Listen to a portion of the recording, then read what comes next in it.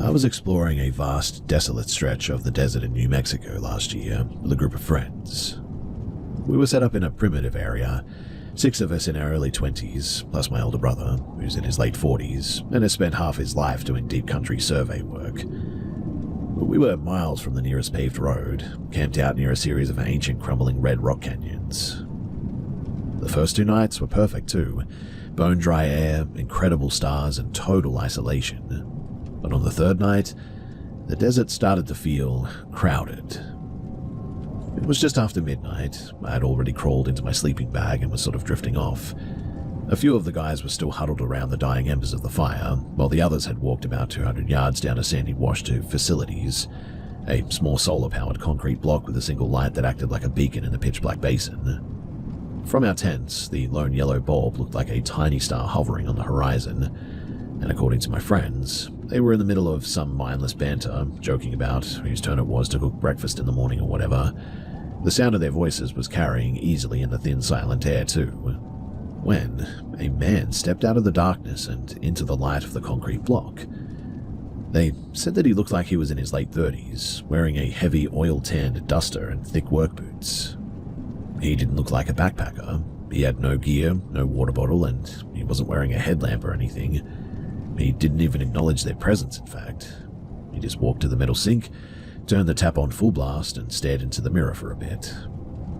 My friend said that his reflection didn't look like he was checking his face, though. It looked like he was staring through the glass at something miles behind him.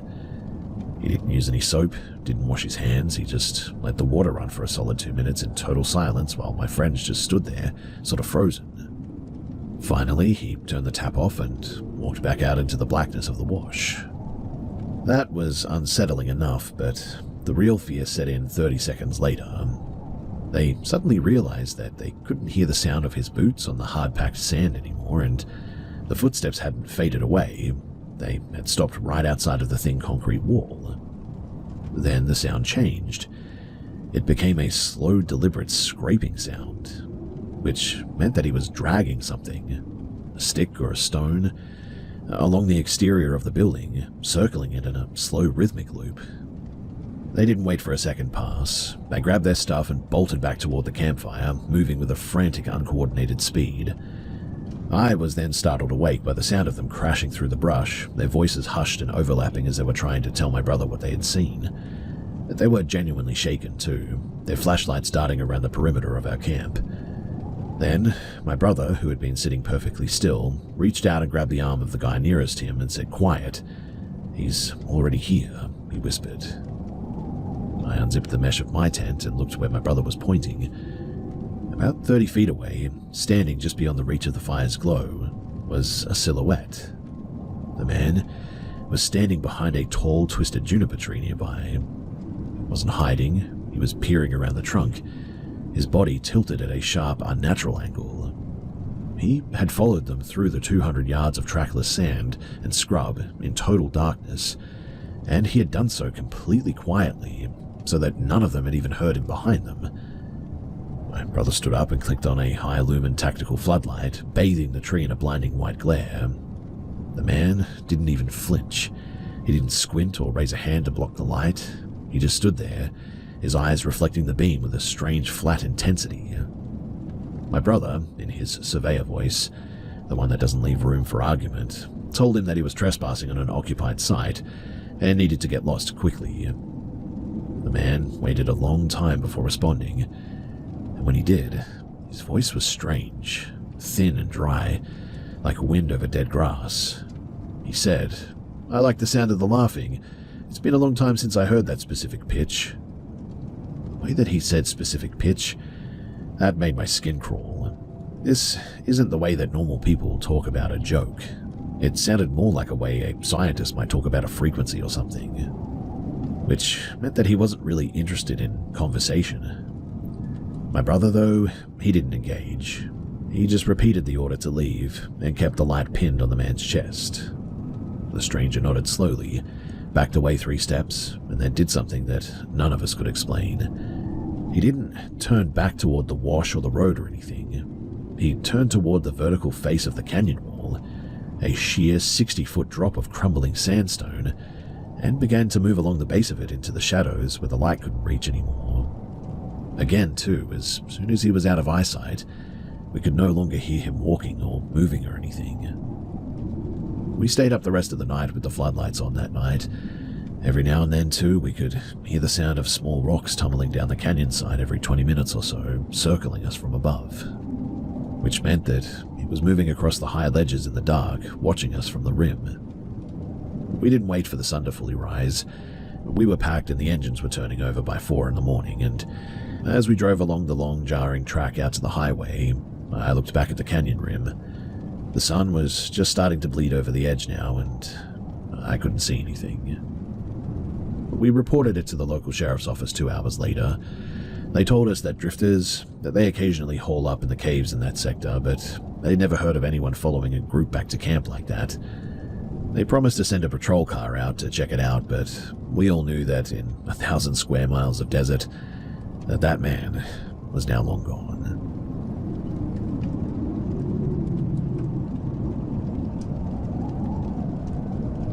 So my aunt lived in a dying steel town in Ohio back in the early 2010s. The economy, it had completely bottomed out, and she made ends meet by doing mobile pet grooming and stuff like that. Mostly basic washes and clips for people who just couldn't travel to a proper shop. She didn't have a professional van or anything. She just carried her shears, shampoos, and towels in a heavy rolling suitcase and worked out of people's kitchens. It was right after a massive storm that paralyzed the county. Half the town was without power now. Her work had been non-existent for a week, and the stress of her overdue heating bill was starting to feel like a physical weight. When a call came in from a neighborhood on the outer rim, she took it without asking many questions. She pulled up to a house that looked like a hollowed-out shell, really. The grey paint was curling off the wood like dead skin, and the porch was sagging dangerously. There was a large matted dog tied to a rusted iron post out front. That was her supposed client. She knocked and the door didn't just open. It creaked inward as if the house was exhaling. A man stood there. She said that he was massive, nearly 7 feet tall, and he was completely shirtless, despite the freezing draft that evening. He didn't have a dog owner's hello ready, he just stared at her with eyes that were completely dilated, 2 black pits in a pale, sweating face. She started her pitch, her voice shaking slightly from the cold, talking about the price for a full clip. He didn't look at the dog once. He didn't even look at her face. He was looking at her rolling suitcase, his eyes tracking the movement of her hand on the handle. He stepped back into the pitch-black hallway and said, "The water's hot in the back. Bring your bags inside where it's warm. The dog doesn't like the cold." Usually, she'd negotiate at the door or bring the dog to the porch, but the wind was biting and she was thinking about the $50 that she needed for her gas bill. She stepped onto the threshold, her boot landing on the warped linoleum floor. But she stopped before her second foot hit the floorboards. The house was unnervingly silent, yet she heard a faint sort of metallic snick from behind the heavy front door, the sound of a thumb turning a deadbolt being slowly primed. The angle of the hallway changed as her eyes adjusted to the dark. She looked past the giant man and saw a second person sitting on a milk crate in the shadows of the kitchen. He wasn't moving.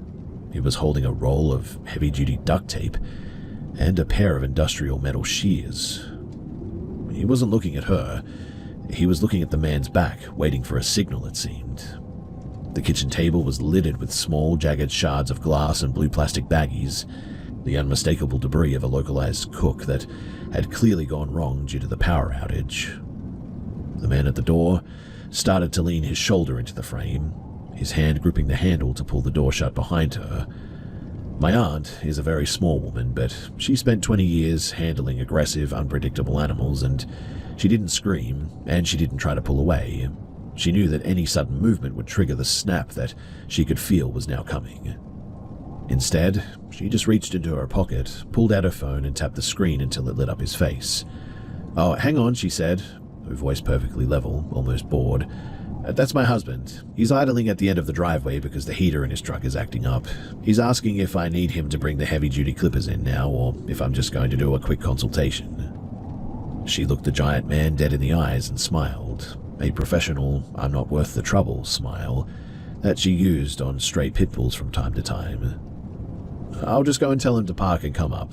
It'll be easier with the two of us to hold the dog, right? The man didn't move for a long, agonizing heartbeat. He looked at the phone, then at the guy in the kitchen, then back at the dark driveway behind her. The calculation was visible in his eyes. Finally, he just spat on the floor and stepped back, his posture deflating into a slouch. "Forget it," he grunted. "Dog's fine. We don't need you." She didn't run. She turned around with practiced calm, walked back to her car, loaded her suitcase into the trunk with steady hands, and got behind the wheel. She drove 3 miles to the nearest open gas station before she finally lost her lunch in the parking lot. Now, the thing that stays with me is what she told me later. You see, she knew that the second that she saw the guy in the kitchen, that she was in a trap house for sure. But her brain had actually tried to argue with her survival instinct, whispering, "But you really need that money." It's truly terrifying how easily our sense of danger can be muffled by the noise of basic necessity like that. My aunt still does mobile work, but she never crosses a threshold now unless she can see a clear path back to the street, and she never goes in without at least someone knowing her exact coordinates.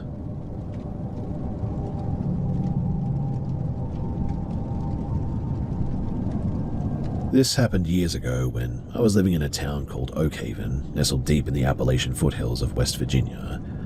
I was renting an old 2-story farmhouse that sat at the very end of a winding dirt track, miles away from the nearest neighbor. During the day, the property was beautiful in a sort of rugged, overgrown way, but when the sun dipped behind the jagged ridgeline there, the atmosphere definitely shifted. The trees, mostly ancient oaks and hemlocks I think, seemed to lean in a bit closer, and the mountain quiet really set in. It's a silence that you have to really get used to being out there, only ever really broken by, like, the occasional scream of a bobcat or the rustle of the wind through the hollows. Because the house was so old, the heating was very temperamental there, and the master bedroom on the second floor had a catastrophic pipe burst in the middle of a cold snap. The landlord, a man who lived 3 towns over and clearly didn't want to make the drive, sent out one of those sort of luxury portable restroom trailers. It was nicer than the ones at the festivals. A flushing toilet, a small sink and its own internal light, but it had to be leveled on a flat patch of gravel about 20 yards away from the back porch, right at the edge of the tree line. For the first few nights, it was a cold walk too, let me tell you. I'd throw on a heavy coat, grab my high-illuminal tactical flashlight, and I would make the trek. And it was on the 4th night that things changed. It was around 1:15 in the morning, and a thick, low-lying fog had rolled down from the ridges, turning the backyard into a grey soup. My flashlight beam was useless now, reflecting off the mist like a solid wall, and I made it into the trailer, locked the door, and for a moment I actually enjoyed the warmth of the small space. But then I heard something. It wasn't a branch, it sounded like somebody had slapped the side of the trailer with an open palm. I sat perfectly still, my heart going absolutely crazy. I waited for a second hit, but instead I heard the sound of like scraping fingernails. It started at the back of the trailer and began to drag slowly, agonizingly slowly in fact, along the exterior wall toward the door. I then whispered, "Hello?" half hoping that it was a neighbor or maybe a hiker who had gotten lost in the fog. There was no verbal response, though. Instead, the trailer began to rock gently. Let me reassure you, too, that this was not the wind. It was intentional swaying, as if something very large and very strong was pushing the structure. Then the voices started. It wasn't the low murmuring that you hear in most stories. These voices were weird. I heard the sound of, like, laughter, but almost like a hyena's laughter. Then I heard from the distance a man's voice, but it was so deep that it couldn't really have been a man's voice. It wasn't speaking in English, but it definitely sounded like a language. It was a series of sounds, too, guttural and really deep, clicking sounds, too, that rose and sort of fell in pitch. I stayed frozen in that trailer for what felt like 3 hours, I would say. Every time that I reached for the door handle, that scratching would move directly onto the door, as if the thing outside knew when I was moving my hand. Finally, as the sun rose, the rocking stopped, and I heard the sound of like something moving outside, heavy and wet. and some sort of grunting noises, moving away from the trailer and into the dense brush of the tree line. I waited another 20 minutes at least before I just literally opened the door and sprinted for the house. I didn't look back, and I slammed the back door, locked every deadbolt that I could find, and pushed the kitchen table against the frame. I stayed there all day like that as well and missed work, and the next morning I went out to the trailer with a heavy-duty crowbar in my hand, fully expecting to find footprints or tool marks from a prankster or something, but what I found was weird. There were these absolutely enormous footprints, 3 of them, spaced about, 4 feet apart, maybe larger, with like a drag mark that seemed to be circling the entire unit. On the metal side of the trailer, right where I had heard the scratching, the paint had been scraped away in these long vertical lines too. But the scratches, they didn't stop at the roofline. They continued up onto the roof itself.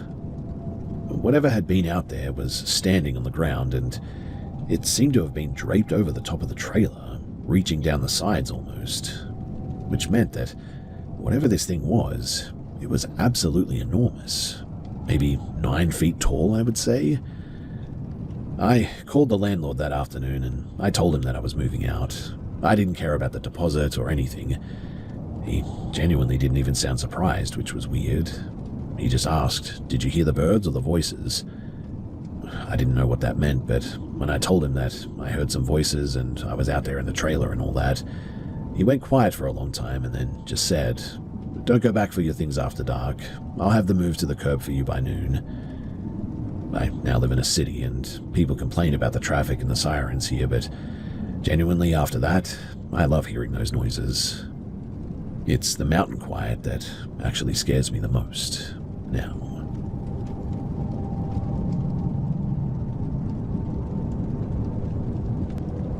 I was trekking through a remote stretch of the High Sierra in California with a close friend about a year ago.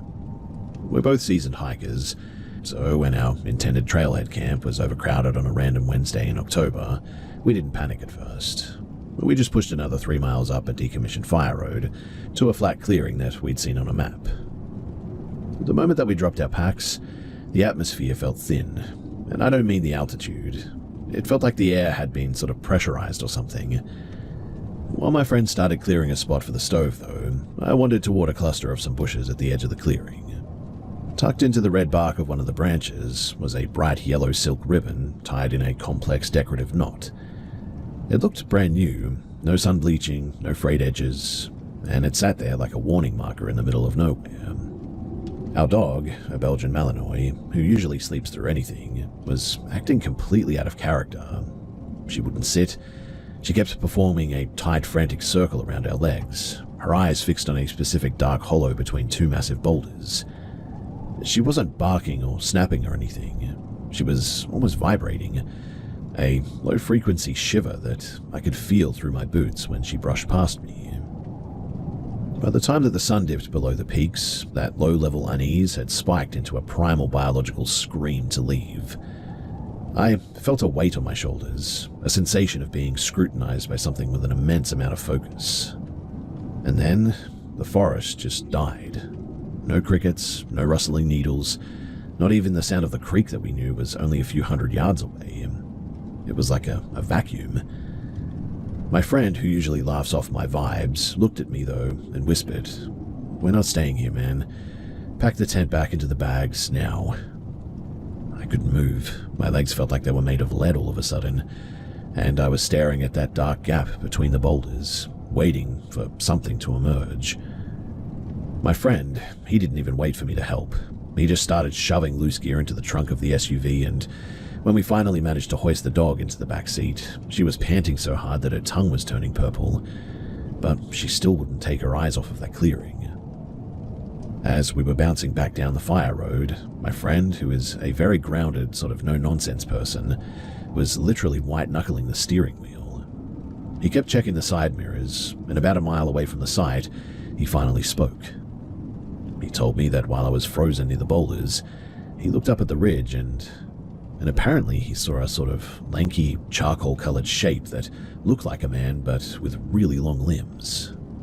He said that it didn't have any clothes or hair, and it was moving in a strange horizontal crawl along the rocks, keeping pace with us until we hit the main pavement.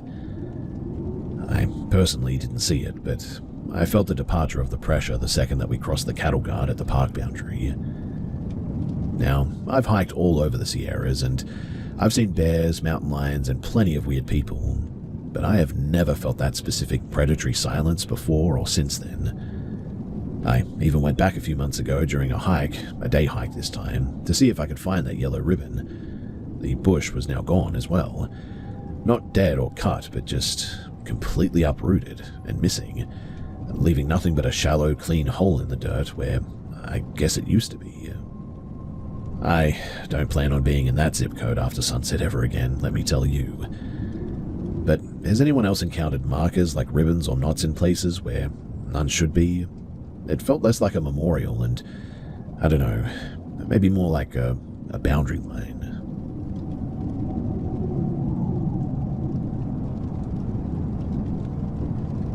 This happened a few months ago while I was driving back to Portland after visiting some family in Central Oregon. It's the kind of interaction that feels entirely mundane on paper, I guess, but in person, it left me with a metallic taste in my mouth that I haven't been able to shake since then. I had stopped at a small sun-bleached roadside plaza. It was a single convenience store attached to a DIY car wash, one of those places where the asphalt is cracked and the wind just sort of circulates dust everywhere. I've pulled in there a dozen times for a coffee or a quick rinse of the windshield. The parking layout? It's a nightmare. 2 tight rows of stalls facing each other with barely enough room to swing a door open. But I went inside anyway, grabbed a bottle of water, and was back at the door in less than 3 minutes.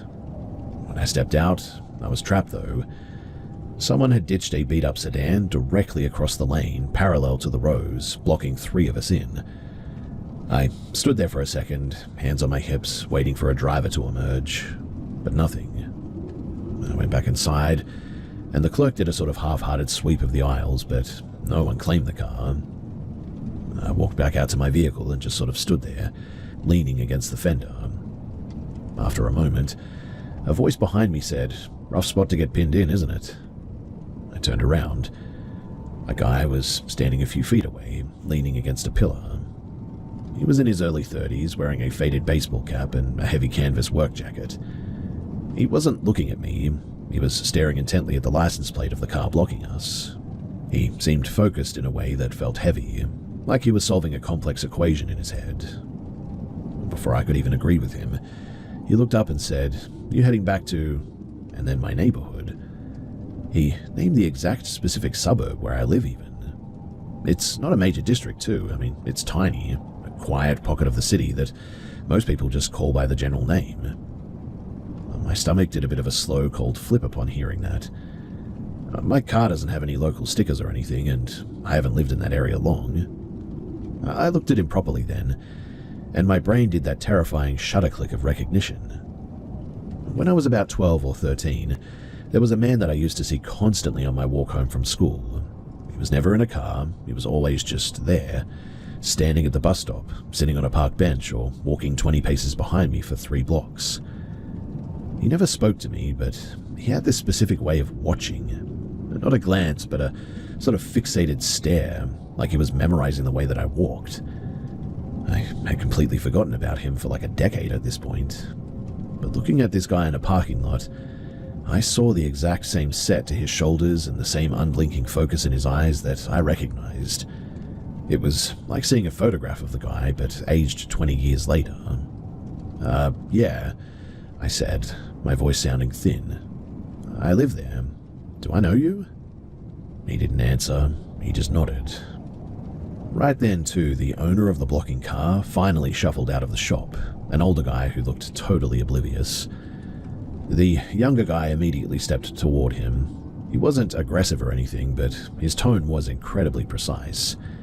He started listing off the exact time the older man had parked and how many people he'd inconvenienced, citing it a bit like a police report. As the older man apologized and climbed into his car, I noticed the younger guy wasn't even watching him anymore. He seemed to be watching me through the reflection in my own side mirror.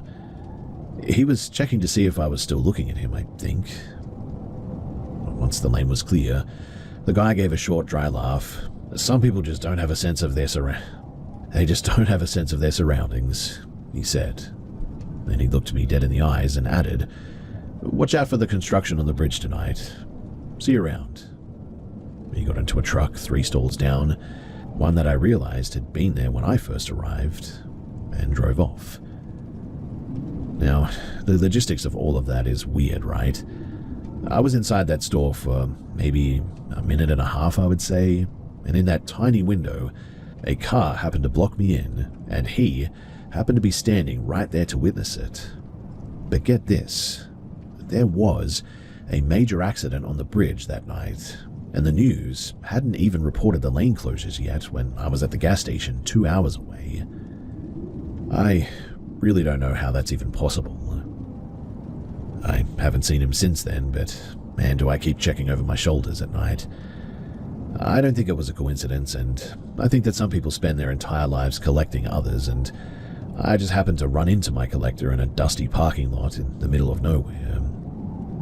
I really don't know what to make of any of this, so if you guys have any theories as to who this guy is and what he wants, well, please do share.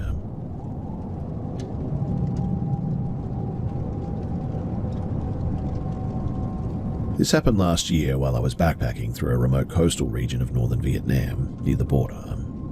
I hadn't been back to that part of the world since I was a kid, and I wanted to see the rugged landscapes far away from the tourist hubs. My travel partner and we decided to hike out toward a peninsula overlooking the Gulf of Tonkin. It's a beautiful, desolate area, mostly limestone cliffs and dense thickets, with a few crumbling relics from the various conflicts that have swept through that region. We found ourselves on a disused service track that wound up a steep bridge. At the summit, there was a massive, brutalist concrete block of a building. It looked like a giant bunker or maybe a radio relay station that had been left to rot. There was no glass in the narrow window slits. The rebar was rusting out of the corners, and a heavy iron gate was hanging off of one hinge, held shut by a single rusted chain. There were some faded yellow characters stenciled on the wall, but neither of us could quite translate the dialect. It just looked like an empty place, the kind of ruin that nature was slowly reclaiming over time. Instead of the gate, though, we found a breach in the perimeter fence where the hill had subsided. We scrambled through and entered the lower level. The interior was unnervingly sterile. Most abandoned buildings are full of graffiti, right? Broken bottles or maybe some bird nests. This place, though, was spotless. The floors were swept, the air didn't smell like dust. In fact, it smelled like ozone and industrial cleaner. There were pale rectangles on the walls where equipment had clearly been mounted and recently removed. We climbed a set of service stairs to an observation deck that looked straight out over the water. I then pulled out my GoPro to get some panoramic shots of the coastline, thinking that this was the highlight of the trip. I was mid-sentence, too, describing the view when the silence was suddenly shattered. We hadn't heard a single footstep on the concrete the whole time that we were in there, but suddenly there were 4 men standing in the doorway behind us. They weren't wearing traditional military camouflage. They were in dark navy tactical gear, with no patches, no flags, and no name tags. They didn't have rifles out, but they did have sidearms, and that sort of specific coiled energy of people who are trained to react to things like this. I froze. My friend dropped his water bottle, and the sound of it hitting the floor felt like a grenade going off. One of the men, shorter than the others but with a face that looked like it was carved from mahogany, stepped forward. He spoke in a very clipped sort of formal English. No hello and no pleasantries. "This facility is under active observation," he said. "You've bypassed a restricted perimeter." I started stammering, explaining that we were just hikers and we thought the place was a historic ruin. I showed him my backpack and my trail map, trying to look as harmless as possible. He didn't care about the map, though. He pointed at the GoPro in my hand. "The memory card," he said. "Hand it over, now." It wasn't a request. I popped the card out and I handed it to him. He didn't even look at it, though. He just dropped it into what looked like a lead-lined pouch on his belt. Then he started asking very specific questions. How we had found the track, if we had seen any vehicles on the way up, and exactly how many minutes that we had been inside the structure. The most unsettling part was the professionalism, though. There was no anger, no shouting. It was like we were a minor glitch in a system that they were running. He explained then, in a very detached way, that this site was being used for coastal monitoring and strategic acoustics, I think he said, and that our presence had triggered a silent alarm miles away, apparently. They escorted us out, but not through the hole in the fence. They led us through a hidden interior door that opened into a pristine modern garage bay that we hadn't even noticed. Inside were two matte black SUVs with their engines idling. They watched us walk all the way back down the ridge. They didn't move until we were nearly a mile away, just four dark silhouettes standing on the top of a concrete block, watching us through binoculars, I think. We didn't talk until we reached the main village. The realization that we had been monitored by a group that didn't even officially exist on that map was honestly absolutely terrifying to me at the time, especially because we were miles away from anywhere called home. We had spent an hour thinking that we were exploring a dead ruin, while in reality we were standing in the middle of a live unmarked operation, and it could have gone very differently. I've stayed away from abandoned buildings ever since then too.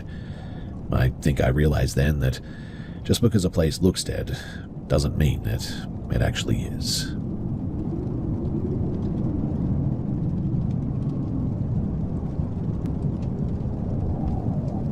This happened earlier this year when me and my partner, we were flying out of Heathrow Airport after a short trip. The flight was late, whole place was packed, and everything felt kind of off because there had been delays all day. But we got in line for security though, and it barely moved. Like one of those lines where you just sort of stand there for 20 minutes and maybe go forward like 2 steps. Normally, I don't pay attention to anyone around me too. Airports are just noise most of the time anyway, right? But after a bit, I noticed something weird. Not obvious at first, but just small stuff. Someone behind me kept getting really close, like closer than what you'd expect even in a crowded line. I figured that it was just people being impatient, but then I felt something brush against my bag. Not a bump, but more like a deliberate touch. I shifted forward a bit to create space. Didn't think too much of it. But a minute later, it happened again. At that point, I turned slightly, not fully, but just enough to get a look without making it obvious that I was reacting. There was a guy and a woman behind me. The guy was standing almost directly behind her, like too close, and one of his hands was resting on the handle of her suitcase, the other kind of at her back, I would say. She wasn't looking at him, she was looking straight ahead, and I turned back around but kept it in mind. Something felt off, but I couldn't really say what it was yet. Then it happened again, but this time it was way clearer. I felt a quick tug on the strap of my backpack, like somebody was trying to get my attention without being seen. That's when I turned properly. The guy immediately looked at me like he was checking my reaction. I didn't say anything, just held eye contact for a second too long. Then I looked at the woman. She had this look that's hard to explain unless you've seen it before. Not crying and not panicking, but just tense, like she was trying to act normal but couldn't quite pull it off. I didn't say anything right then, just turned back around and started thinking. We were still a decent distance from the front, but I could see staff checking boarding passes before security. That gave me a bit of time to figure out what to do next. I didn't want to confront the guy directly, no idea how he would react, and we were boxed in by people, so I waited. As the line moved, I slowed down slightly on purpose so that they would stay behind me. My partner noticed something was up and asked quietly what I was doing. I just said, "Something feels off," and I left it at that. When we got closer to the checkpoint where they checked tickets, I stepped slightly to the side and told one of the staff that I thought that the woman behind me might not be okay. I didn't make a big deal about it, just sort of said it quietly.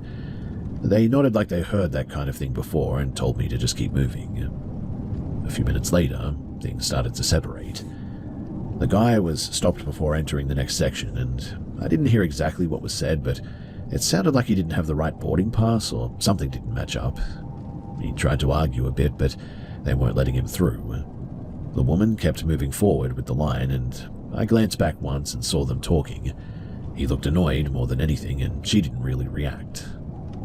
At that point, I still didn't know if I had read the situation right or not, but once we got through the trays and the bag check area, I saw her again, a couple of people behind me. I didn't want to make a scene, so I just sort of typed something quickly on my phone, "Are you okay?" And when she got close enough, I turned slightly and showed her the screen.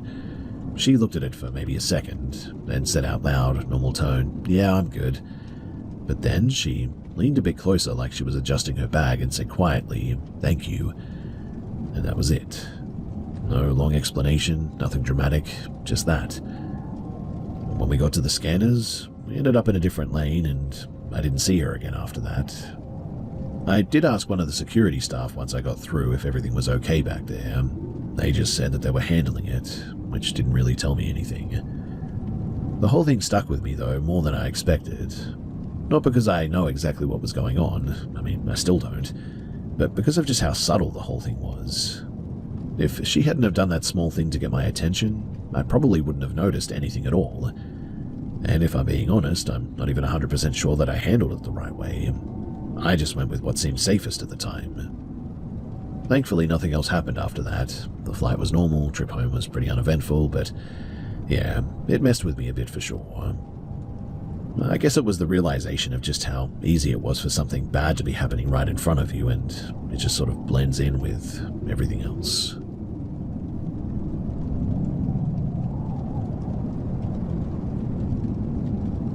I was visiting family in rural Vermont last summer, staying in a cluster of old farmhouse buildings that had been in the family for nearly 80 years. It's a tight-knit spot, 5 small houses centered around a communal stone courtyard. Every evening, all the kids in the family, about 12 of us in total, would gather in my aunt's large sunroom to do our summer reading and school prep. It was a routine, same time every night, same circle of chairs, same low hum of voices. About 2 weeks into the trip, the younger cousins started whispering about the observers in the corner. At first, we told them to go back to their books. But then, kids who weren't even sitting near each other started pointing at the exact same spot on the far north wall, near an old upright piano. They described 2 figures, but they weren't ghosts in the way that you'd think. They couldn't see faces, arms, or legs. They just saw 2 pitch-black brimmed hats, like stiff rounded bowlers, hovering at adult height against the wallpaper. Personally, I didn't believe it as well, until the 3rd night. I was mid-sentence helping a cousin with a history chapter when I looked up, and there, positioned perfectly still against the floral print of the wall, were 2 dark voids.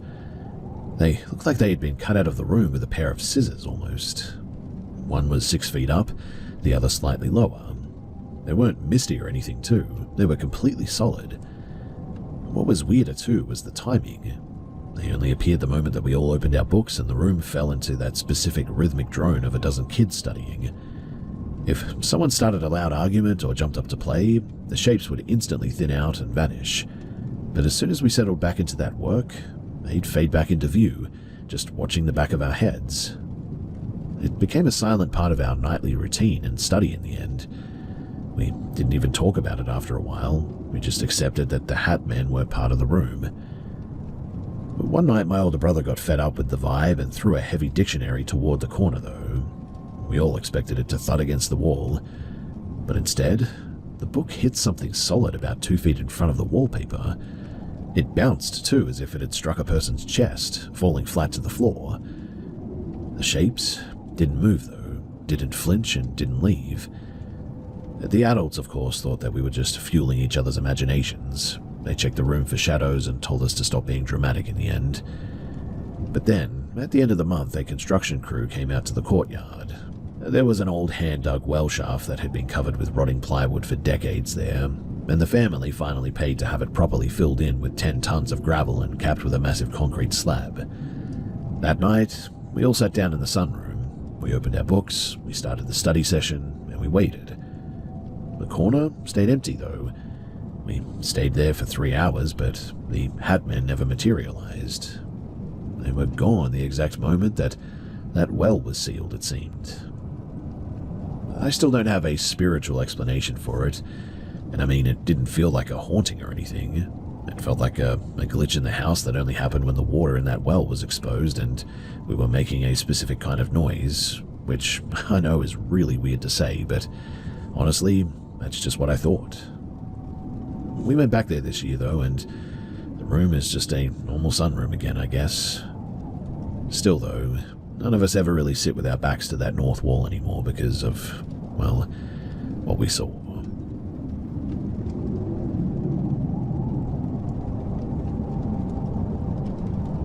So I don't usually share stuff like this, but this is one of those things that has really stuck with me because I still don't have a clear explanation for any of it. This happened mid-2023, when me and a friend, Jay, were driving back after being out most of the day. Nothing unusual, just a long drive, both tired, wanted to get home that night instead of staying over somewhere else, and it got late faster than we expected. By the time that we were on the highway heading inland, it was well past midnight. Not many cars around, just the occasional truck. About 40 or maybe 50 minutes outside of town, we passed a police vehicle parked on the shoulder with hazard lights on. One of the officers waved us down. Didn't think too much of it at first. I mean, it was probably just a random check. It happens, and they asked where we were heading, how long we'd been driving, that kind of thing. It was pretty standard stuff, but then it sort of dragged on longer than usual, I would say. Same questions repeated in slightly different ways. One of them asked if we had considered stopping somewhere for the night. I said no, that we were fine, and only about an hour left before we were home anyway. He then kind of paused, looked at the other officer, and then said something like, "Just be careful on this stretch. If you feel tired, pull over somewhere safe, alright?" Didn't sound like a warning about animals or road conditions or anything. More like he was choosing his words carefully and just sort of looking out for us, I guess. Anyway, they let us go and we kept driving. The road got quieter the further that we went. No streetlights and just the headlights and whatever you could catch in the distance from time to time. About 20 minutes later, it started raining. Not light rain either, like proper heavy to the point where visibility dropped off a lot. So we pulled over at one of those rest areas, just a small gravel section with a bench and a bin. We sat there for a bit, engine off, waiting it out. And this is where things started to get a bit weird, but not in a really obvious way, I would say. So Jay got out of the car for a second, said that he needed to stretch a little bit. I stayed inside, scrolling my phone, and after maybe a minute, he got back in. We waited a bit longer, then decided to just keep going. And as we got back on the road, something felt off, but I just couldn't place it straight away. But then I realized that Jay wasn't talking. That's really not normal for him. I mean, even if he's tired, he'll still say something, but he was just sort of sitting there, facing forward. I asked him something simple, like if he wanted to stop for food when we got closer to town. He responded, but it was delayed, like half a second too long, and short answers. I just assumed that he was exhausted, but then I noticed something else too. His clothes were dry. He had stepped out into the heavy rain, you see, and I remember it clearly because I got wet just opening the door for a little bit, but his hoodie looked like it hadn't been touched. I even made a comment about it, like, "How are you not soaked?" He just said, "Didn't stay out long." Didn't really explain it, but I let it go. We kept driving, and maybe 10 minutes later we came up on some roadwork sections when a couple of workers were standing with a stop sign or a slow sign nearby.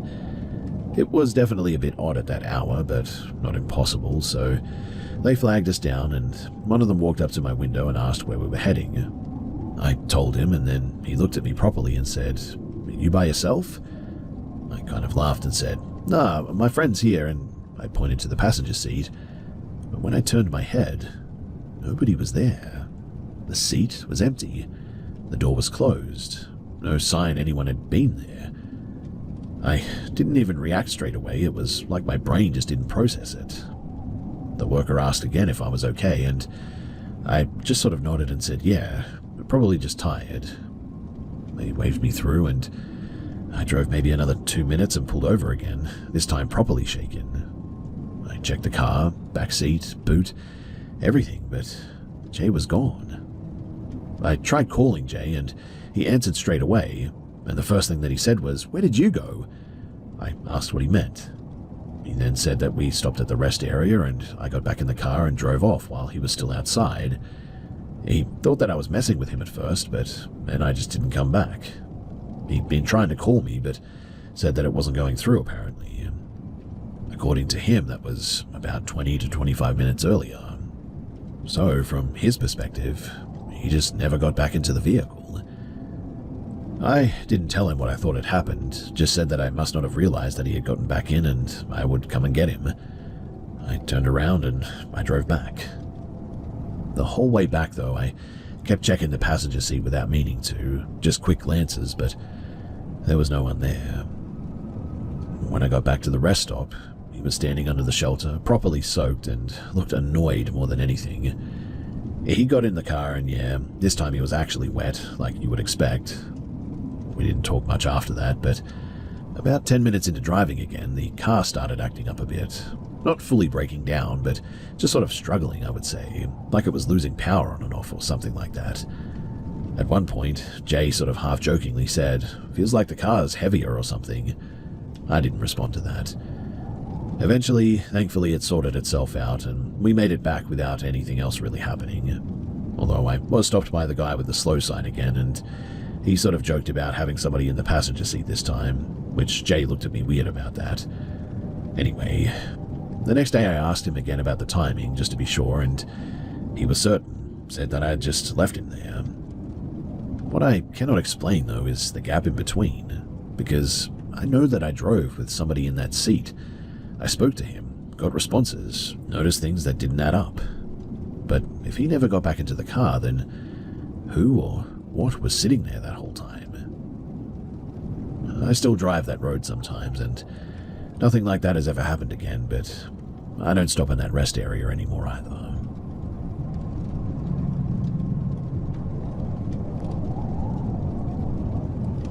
I lived in a sprawling modern house in the Texas Hill Country for a few years during high school. It was one of those massive custom-built estates on a huge limestone lot, backing onto a deep, jagged ravine filled with cedar trees and ancient oaks that had been there, like, forever. It looked like a luxury retreat during the day, all glass, steel, and white stone. But at night, the scale of it felt fundamentally sort of wrong. It was too quiet, and the layout had too many dead zones where the air felt like it was standing still, thick, and heavy, as if it were holding its breath almost. I stayed there often with my friend, though, Sarah. Her parents were high achievers who were rarely home, leaving us with this cavernous 5-bedroom house all to ourselves. The nuisance stuff started almost immediately, too, and it was so persistent that it became a bit of a chore. We'd be in the upstairs media room and hear the distinct heavy sound of the high-backed wooden dining chairs being dragged across the limestone tile in the kitchen downstairs. It was a loud grating screech, the sound of something heavy being moved without purpose. We would go down to go and check it out, but the chairs would always be perfectly tucked in. But the pantry door would be standing wide open, which was weird, swinging slightly on its hinges. The main event happened, though, over a long weekend in October. The weather, it had turned cold, and a dry, whistling wind was coming up through the ravine that day. We were in the kitchen making food at around 11. Her dog, a massive 120-pound Great Pyrenees named Bear, was sprawled out on the rug, and he was the kind of dog that didn't really move for anything. Usually, anyway. You had to sort of step over him like a piece of furniture, in fact. He was a steady guardian breed, and not prone to nerves, is what I'm getting at. Sarah was standing at the island, middle of a sentence, when she suddenly froze. She didn't look up, she just completely went rigid, her voice dropping suddenly to a whisper. "Did you just touch my shoulder?" I was 10 feet away by the fridge. My hands were full of drinks, too. I hadn't moved. I shook my head, a cold spike of adrenaline hitting my chest. Before I could answer, the room suddenly changed. Every single magnetic cabinet latch in the kitchen released at once. It sounded like a firing squad. 10 cabinet doors swung open in a perfect synchronized wave, revealing the dark interiors all at once. We didn't scream, we were just paralyzed by the sheer impossibility of it all. Then Bear stood up. He didn't bark, but he started a low, vibrating growl, a sound so deep that I could feel it in my own teeth. His hackles were raised so high that he looked like a wolf, and he was staring at the empty air between the kitchen island and the pantry. His eyes were tracking something that was seemingly moving toward us, something that we couldn't see. "Upstairs now," Sarah hissed. We sat on her bed with every single light on, Bear pacing the length of the room, his nose pressed against the crack at the bottom of the door. He was huffing, short, sharp breaths of pure stress it seemed. I was staring at her nightstand, trying to calm my breathing when I noticed her braided charging cable started to move. It was a 3-foot cord plugged into the wall, and it didn't slide off the table due to gravity or anything. It was being coiled.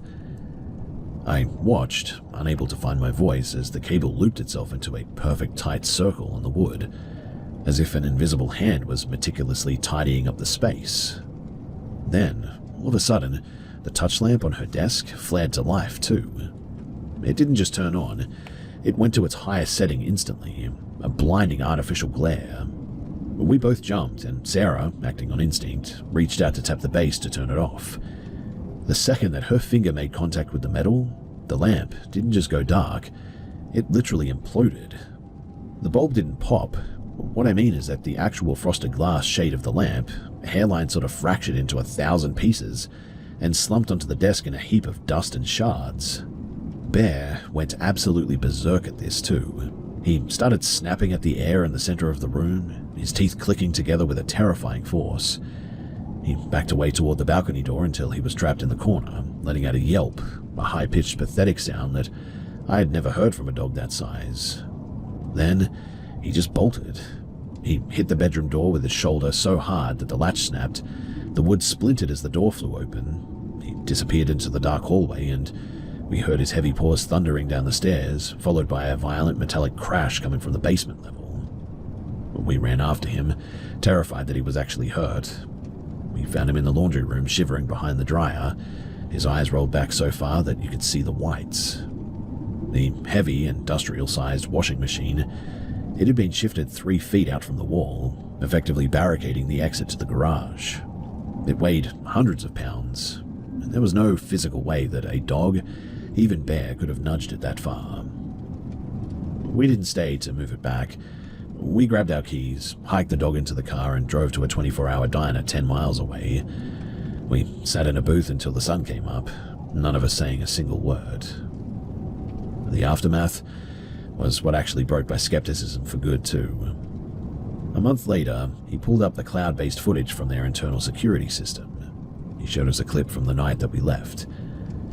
In the footage, the kitchen is empty.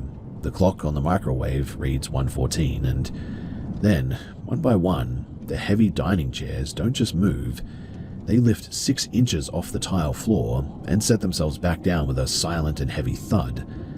Then, the pantry doors fly open with enough force that the handle punches a hole in the drywall. But the detail that ended the debate for me was something that her dad found in the original survey of the land. When they had cleared the lot 5 years prior to pour the foundation, the builders had uncovered a caved-in cellar from an 1800s homestead that hadn't been on any modern map. It was a deep, stone-lined hole, filled with rusted farm implements, old chains, and charred timber from a fire. Instead of clearing it out or reporting it, the developers had simply leveled it with a bulldozer, poured a massive 4-foot thick concrete slab over the top of it, and built the media room in the kitchen directly over those ruins. The house, it's still there. It's been sold 3 times in the last 5 years. Each time the listing comes up, the photos show a pristine, beautiful home with unobstructed views, but I can never look at those wide-open floor plans without thinking about the things that are still trapped under the concrete there, trying to tidy up the cables, seemingly, and open the doors.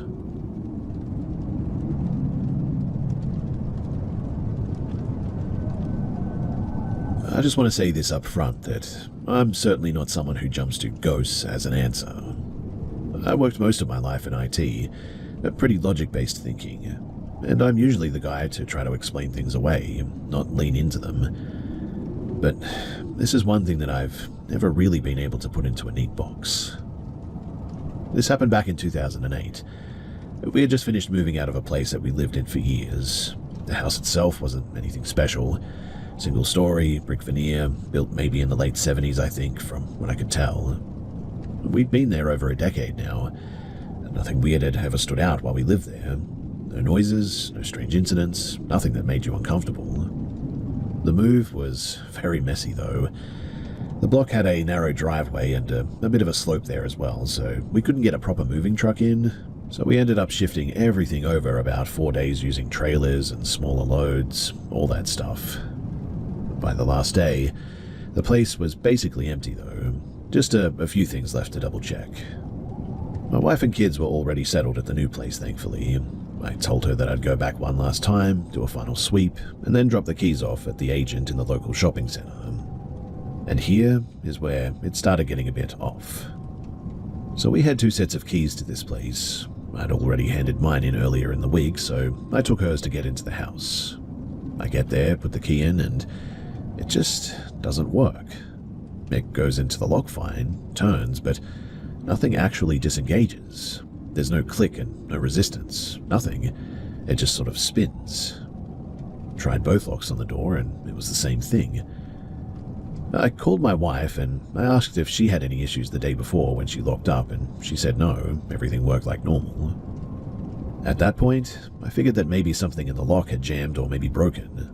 So I drove to the agent, grabbed my original set, and I head back. This time the door opened straight away, no resistance and no issue. Same locks, same door, and same day. That was obviously a bit weird, but I pushed past it. Figured that maybe I'd misaligned the key or something stupid like that. Anyway, I went inside and started doing a proper check. Opened all the cupboards, checked under the sinks, behind the doors, that sort of thing. Standard stuff when you're handing a place over. Everything felt pretty normal, quiet, empty house kind of thing. And then I went into what used to be my office, a small room, a back corner of the house. We'd taken everything out except for a whiteboard that was mounted to the wall. I wasn't planning on removing it or anything, but there were still a few notes on it. Phone numbers, random reminders, nothing important, but I remember thinking that I should just wipe it clean before handing the place over. No real reason to it, I guess, but just habit, I suppose. So I walked over, used my hand to rub part of it off, and the second that I did that, it hit me. Not like a normal cold feeling, but it was instant, full body, like stepping into a freezer, but way sharper. My arms, chest, back, everything just dropped in temperature all at once, and it wasn't gradual by any means. At the same time as well, I heard something. It sounded like a woman crying, but not clearly, more like a low, drawn-out sort of sound. The strange part is that it didn't come from one direction. It wasn't like somebody in the next room or anything. It felt like it was just sort of there, everywhere, all around me at once. Mind you, there were no footsteps and no movement, just this really weird sound. I stopped immediately, didn't try to rationalize it in the moment. I just sort of stood there for maybe a second or two and then walked straight out of the room. Not running, but moving quickly enough that I didn't want to linger any longer. I got out of the house and I locked the door and I just left. The drive back to the new place was maybe 10 minutes away. I remember checking the rearview mirror more than usual, but thankfully nothing else happened. When I got home, my wife asked if I was okay right away. Apparently I looked a bit off. Pale, she said. I told her what happened, and even as I was explaining it, I could hear how it sounded. We didn't go back. The keys went straight to the agent the next day, and really that was it. For years after that too, and I mean years, probably close to a decade even, I had this really weird thing happen to me. I had the same dream on and off for ages. Not every night, but often enough to notice a pattern for sure. Every couple of weeks, or sometimes even more. The dream was always the same setup, the same house, the same layout, but the focus was always under the house, like the ground beneath it. In the dream, there was this very clear idea that something had happened there before the place was built. Not something vague, but something deliberate. Someone was hurt, buried, or covered up or something. I'd wake up every time at the same point, usually right when I was about to see something in the ground. A proper adrenaline wake-up too, heart going, sweating, jumping out of my skin and all that. And it never really changed. Same sequence every time. And look, I don't have any evidence to say that something actually happened there. Never checked any records, and I never followed up. Part of me didn't want to go digging into it, to be honest. Looking back, I still try to break it down logically. I mean, the lock issue could have just been a mechanical failure, or user error for sure. The cold sensation, well, maybe that was stress or some kind of physical response to an empty room. The sound could have been external noise carried oddly through an empty house, I suppose. The dreams, well, they could be my brain trying to process a stressful or unusual moment, I suppose. All of that is possible, but the timing of everything lining up the way that it did, all within a couple of minutes, is what I cannot really reconcile cleanly. I've never had anything like that happen before or since then, not in any other house and not anywhere else. So I just don't really have a conclusion to all of this. It's just one situation that didn't behave the way that I thought that it should have, I suppose. And there's no solid explanation that fully accounts for all of it.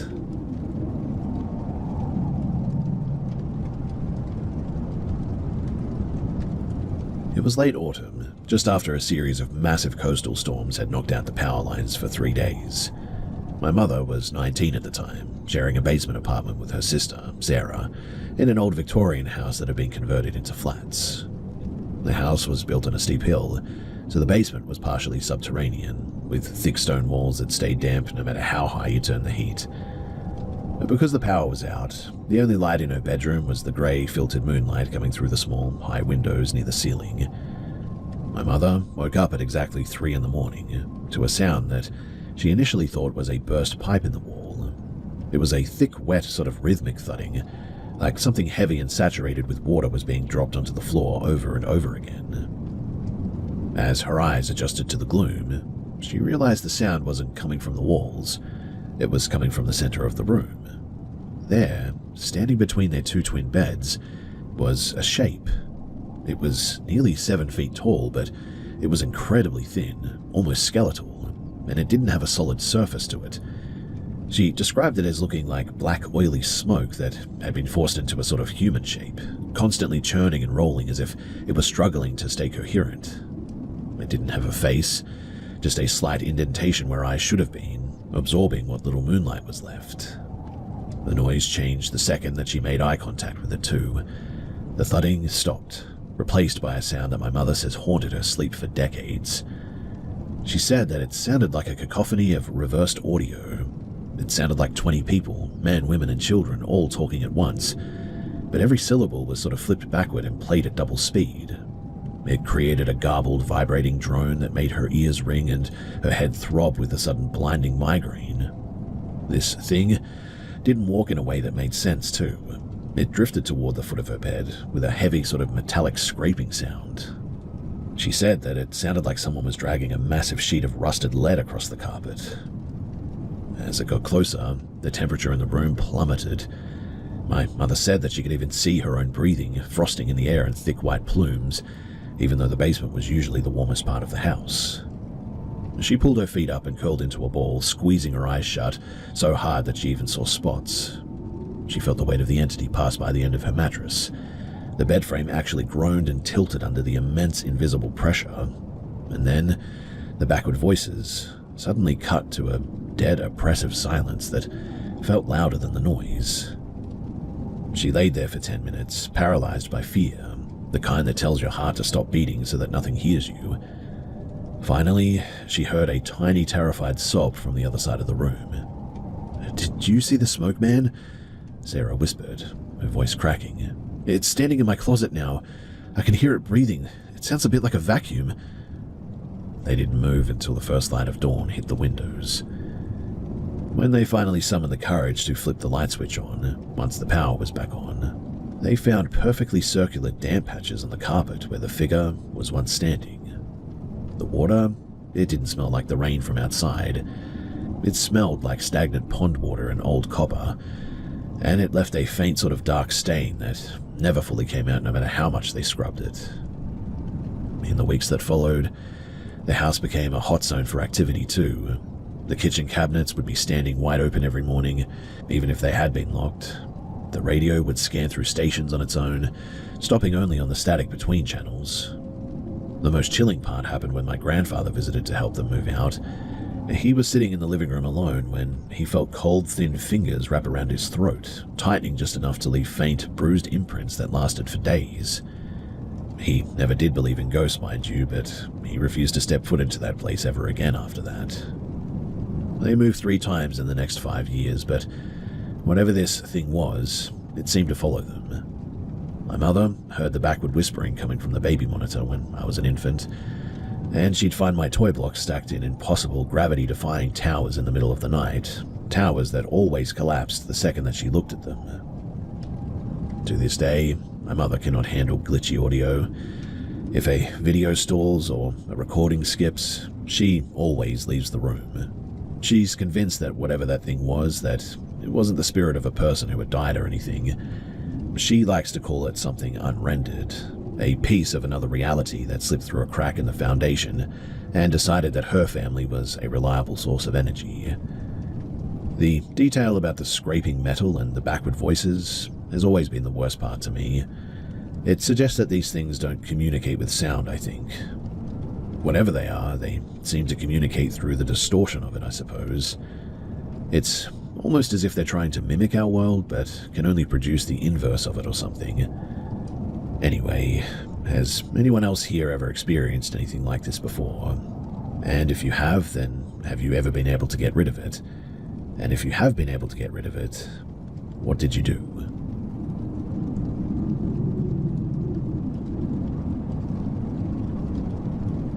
So I grew up in a house that I honestly cannot explain. I can say with certainty that it was full of, well, something. There were moments that were subtle, cold drafts, whispers, objects moving slightly, but other times it was outright physical. Doors slamming, things thrown, scratches on walls, and even holes in pictures. Not just me too, but my siblings, friends, anyone who spent time there noticed it. I was somehow at the center of it all for whatever reason, though, and that's why I was terrified of the attic. The attic wasn't fancy, just a hatch in my sister's room, literally a ceiling panel that you could lift. But the space above was huge, dark and damp all the time. Walking in there during the day was bad enough. The floorboards creaked, you had to be careful of old nails sticking out everywhere. One Christmas, my mum and my sisters and I were moving stuff around in the attic, shifting boxes down the ladder. I was maybe 8 at the time, mostly watching. I didn't want to help, to be honest, but I was curious about what it looked like up there. At some point, no one was paying attention, so I climbed the ladder and I tried to peek inside. The gap from the ladder to the attic floor was bigger than I expected. I literally had to pull myself up and shimmy over the edge. I got in, though, and I took a look around. They had high ceilings, exposed beams, yellow insulin sticking out everywhere, boxes stacked in corners. Feeling bold, though, I turned to slide back down. The only problem was that I was too short. My legs just sort of dangled in the air and I couldn't actually reach the ladder again. So I called for my mum, but there was no answer. Suddenly, though, the air got really weird. Hot and really damp, but also in a really weird way, like it was sort of pressing down on me. My skin prickled, my chest tightened a bit, and I suddenly knew somehow that I just wasn't alone anymore. I looked to my left instinctually, and I saw it. Not a person, and not even a shape that made any sense. Just a mass of dark and thick smoke. Somehow, too, I just knew that it was looking at me. I screamed. I screamed as loud as I could, in fact, screaming for my mum to come and get me. The dark shape started moving closer. I tried to inch back toward the hatch, but my arms and legs froze. It felt alive, aware, and deliberate. Just as it was almost on me as well, my mum grabs around my arm and pulled me to the ladder. I was sobbing, panicked, shaking. I told her what I saw. She just hugged me and said that everything was okay and that I was safe. But it wasn't fine. That wasn't the only time, too. That feeling, the terror, the presence, came back over and over after that. Night terrors that left me sweating and screaming, a constant sense that something was nearby, watching and testing me. Nothing we did seemed to stop it. My siblings felt it too, though maybe not as intensely as I did. Over time, I started noticing some patterns too. Certain rooms would feel off at specific times. The attic was always the worst, but it wasn't the only place. Shadows would move across walls when there was nothing to cast them. Objects would shift places, sometimes small and sometimes large, and my dog would growl at empty corners, which was weird. Even now as an adult, I really cannot rationalize much of it. I know that I want to dismiss it, but I just cannot. There's just too much consistency, too many witnesses, and I can only describe it as a fight with something that wasn't human, something aware, intelligent, and I would say maybe even angry. I don't know if anyone else here has ever felt it. That pressure in a room, or the sense of a weight pressing on your chest, something watching you even when nothing is there. I don't know what it was, but whatever it was, it shaped how I saw the world for years. I avoid attics, I avoid dark corners, and I will never, ever be alone in a room at night again.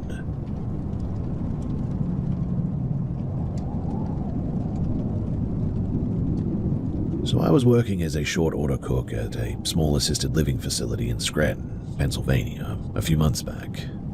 While I was there, I downloaded this app called Spirit Lens, one of those ghost hunting apps that uses EVP, LiDAR mapping, and AR overlays to detect entities.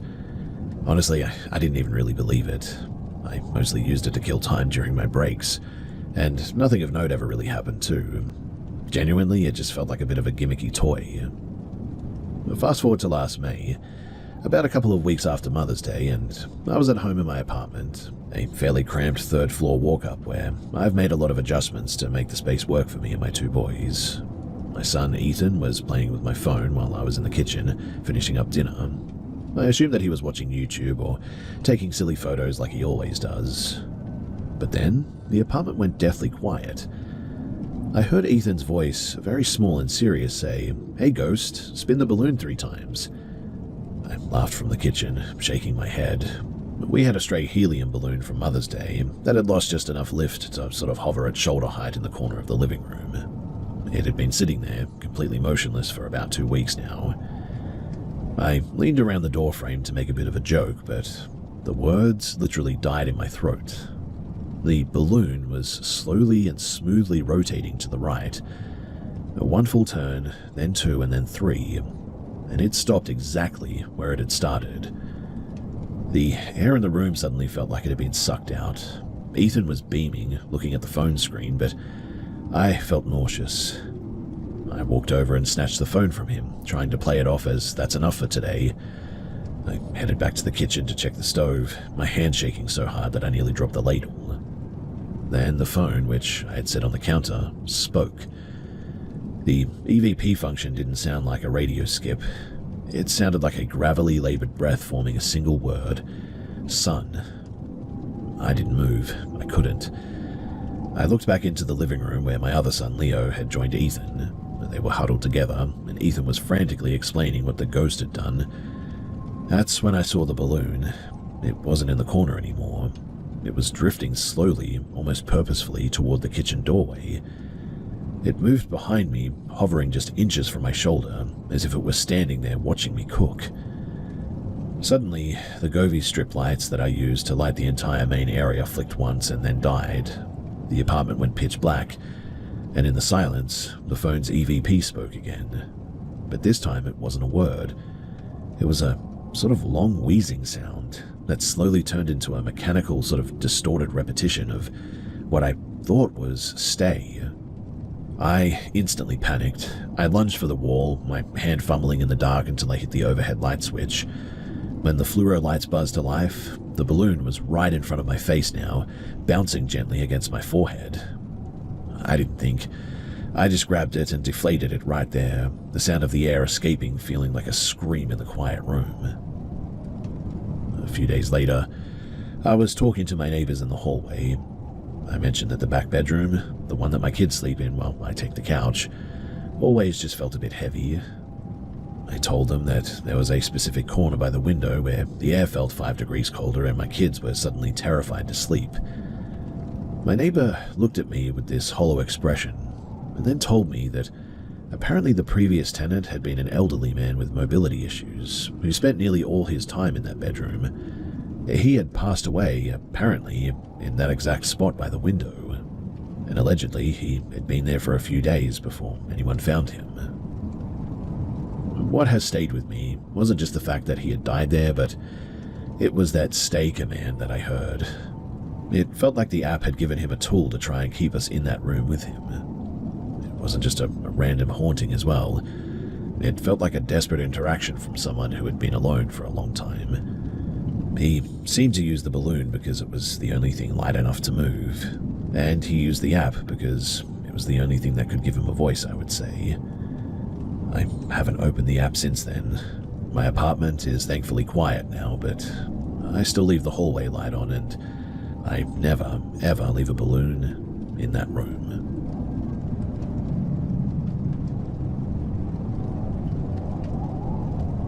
This was in 2020, not long after I moved back in with my parents. I'd had a really rough year before that, and I needed somewhere to sort of reset. So I drove across counties, and I stayed with them for a while. The house itself wasn't old or run down, built early 2000s, pretty standard suburban place really. But from the first week, something about it just felt a bit off. Not in a dramatic way, but just this sort of constant low-level feeling like you were never really alone, even when you clearly were. I didn't say anything at first because I figured that it was just me being stressed out still. But one night, we all got home from dinner, me, my mum, my dad, and my younger sister. It was a pretty normal night too, and my sister went straight down the hallway to use the bathroom. Dad took the dog out the back, and that left me and my mum standing near the front of the house, right where the hallway meets the bedrooms. But we were sort of mid-conversation, just talking about something random when it happened. Clear as anything, right behind my mother's shoulder, we both heard a quiet voice say, "Do they know that we're here?" Not loud, not echoing, but just right there, close enough that it sounded like somebody standing in between us. We both stopped talking instantly. I looked at her, she looked at me, and you could tell that we both heard the same thing. I asked her what she heard, and she repeated it almost word for word, no hesitation. That was when I started properly freaking out. I already wasn't in a very good headspace, so I went straight to the worst case thinking. There must be somebody in the house, maybe in the roof space or something. I got my dad to go and check the ceiling cavity. He didn't want to, but he went up anyway, and there was nothing. No sign of anyone. No disturbed insulation, no footprints, nothing moved. We checked the doors, the windows, everything, even outside for a bit, but there was nothing and it was all locked. Now, over the next couple of weeks, smaller things started happening too. Stuff that you could almost brush off individually, but together they certainly didn't feel right. One afternoon I was home alone, sitting in the living room, quiet house and no wind, when I heard the back door sensor go off. Just a little ding noise that we had installed, and I looked over and the back door was slowly opening by itself. There was no one there, no pressure change and no breeze.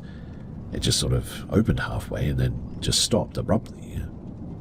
I went over and tried to make it happen again, but I never could. Another time, late at night, I would hear low talking.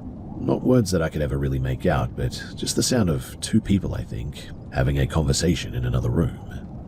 Every time that I went to go and check it, there was never anything there, though. It got to the point, too, where I started keeping the lights on, even during the day.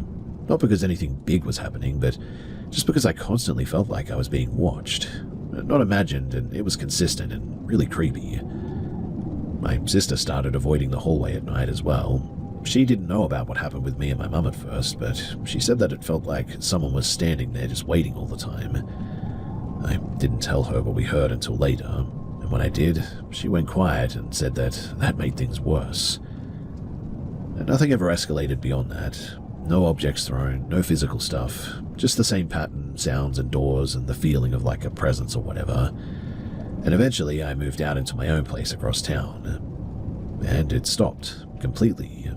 No voices, no weird door stuff, no feeling of being watched, just normal silence again. Over the years I've thought back on all of this, and it's always that one sentence that has always stuck with me more than anything else. Do they know that we're here?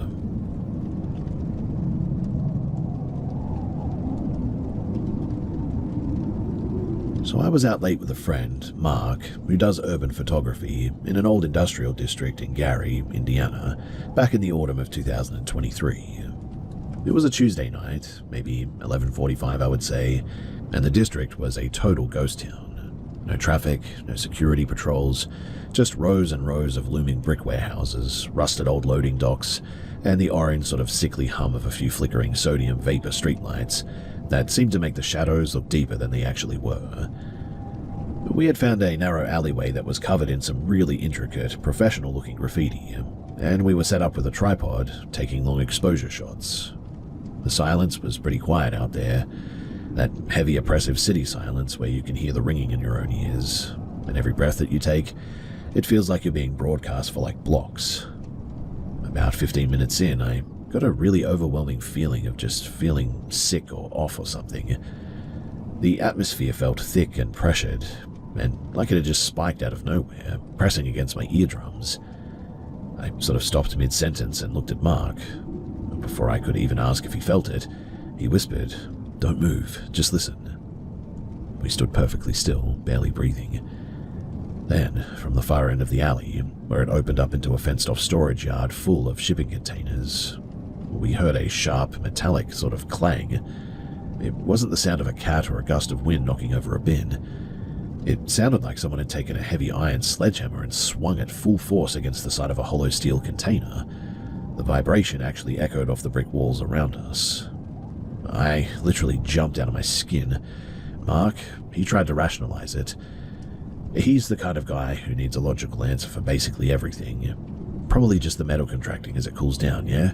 He muttered, though his hands were visibly shaking as he started fumbling with the tripod knobs. We were about halfway through packing the gear up, working in frantic, desperate silence, when the sound started. It wasn't a shout and it wasn't a whisper. It was the sound of a nursery rhyme. At least 6 or 7 voices, perfectly harmonized and eerily flat, sang the final line of "Ring Around a Rosie." The voices, though, they didn't sound like children. They sounded like adults, both men and women, trying to imitate the high-pitched sing-song cadence of a kid, but without a shred of playfulness or joy. It was monotone, it was surgical, and the timing was terrifying. It didn't fade in from a distance or start with a breath or anything. It all started at full volume, as if they were all standing right there in the dark, inches away, holding their breath and waiting for an invisible conductor to give the signal. We couldn't agree on where the sound was originating from, but I would have put my money on it coming from the rusted fire escape directly above our heads. The acoustics? They felt like the voices were literally dropping down on us, surrounding our personal space. Mark, however, swore that it was coming from the pitch-black shadows of the storage yard, less than 10 feet behind us. Whatever the case, we didn't wait to investigate. We didn't even finish packing the bags properly. We grabbed the camera and the half-folded tripod, letting the extra lenses rattle and bang in the cases. Not good. And sprinted for the car. I remember the sound of our boots hitting the pavement sounding deafeningly loud in that vacuum of silence, like we were being chased by the echoes of our own panic. As we scrambled into the car and slammed the locks, I looked back at the entrance of the alley. The street was wide open. There were no hiding spots, no other vehicles, and no possible way for a group of maybe 6 or 7 people to have vanished that quickly, at least without us hearing the sound of footsteps on the gravel or the fence rattling or something. In any case, we sped out of there and we never went back.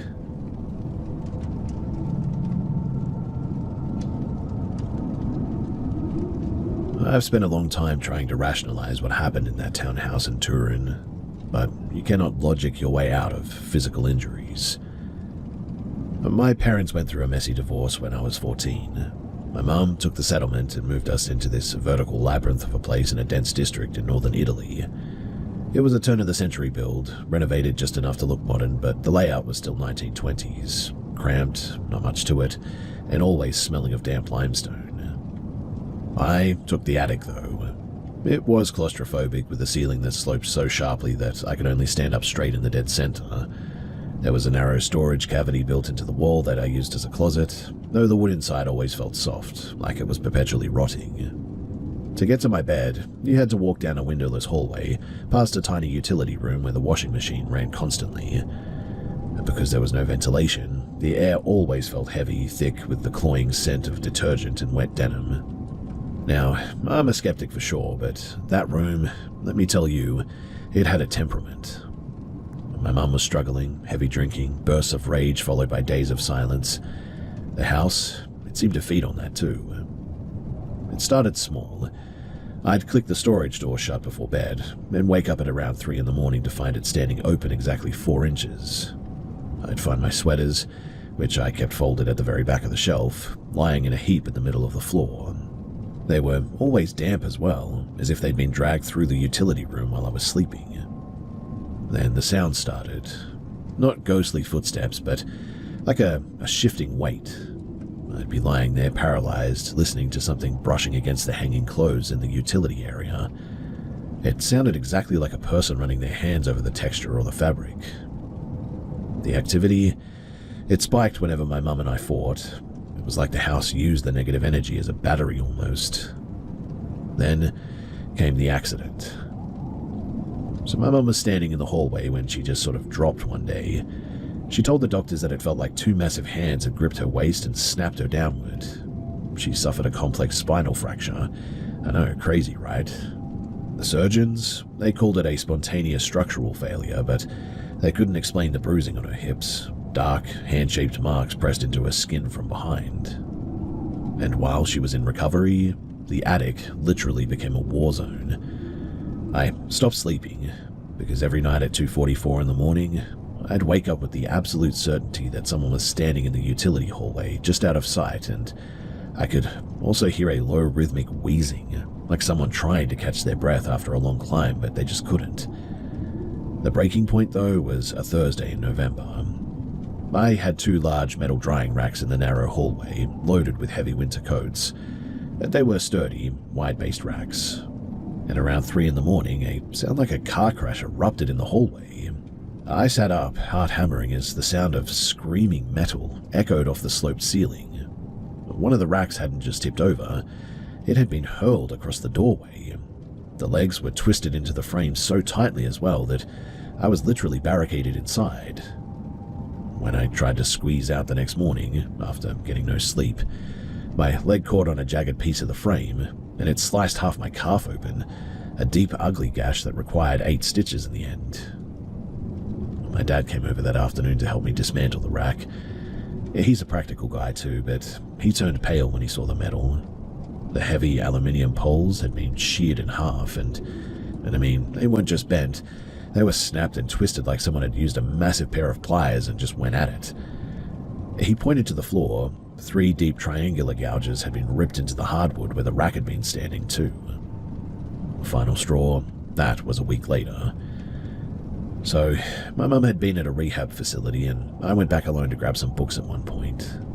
As I reached the top of the stairs, I was hit by a wave of cold, stagnant air that smelled like old copper and wet salt. I didn't see anyone, but I felt a sudden, overwhelming compulsion to look down. My cat was at the bottom of the stairs, back arched, letting out a low guttural hiss that I'd never heard before. She wasn't looking at me. She was looking at the ceiling directly above my head. I didn't grab my books. I didn't grab my coat. I just turned and ran, and as I hit the stairs, I heard the storage cavity door in my room slam shut with enough force to crack the wood. And after that, I never spent another night there. I moved my stuff out in broad daylight with some friends one day, and I still have a faint scar on my calf from where the cut happened. On humid nights, it even itches sometimes, and it always reminds me of my time there and what happened.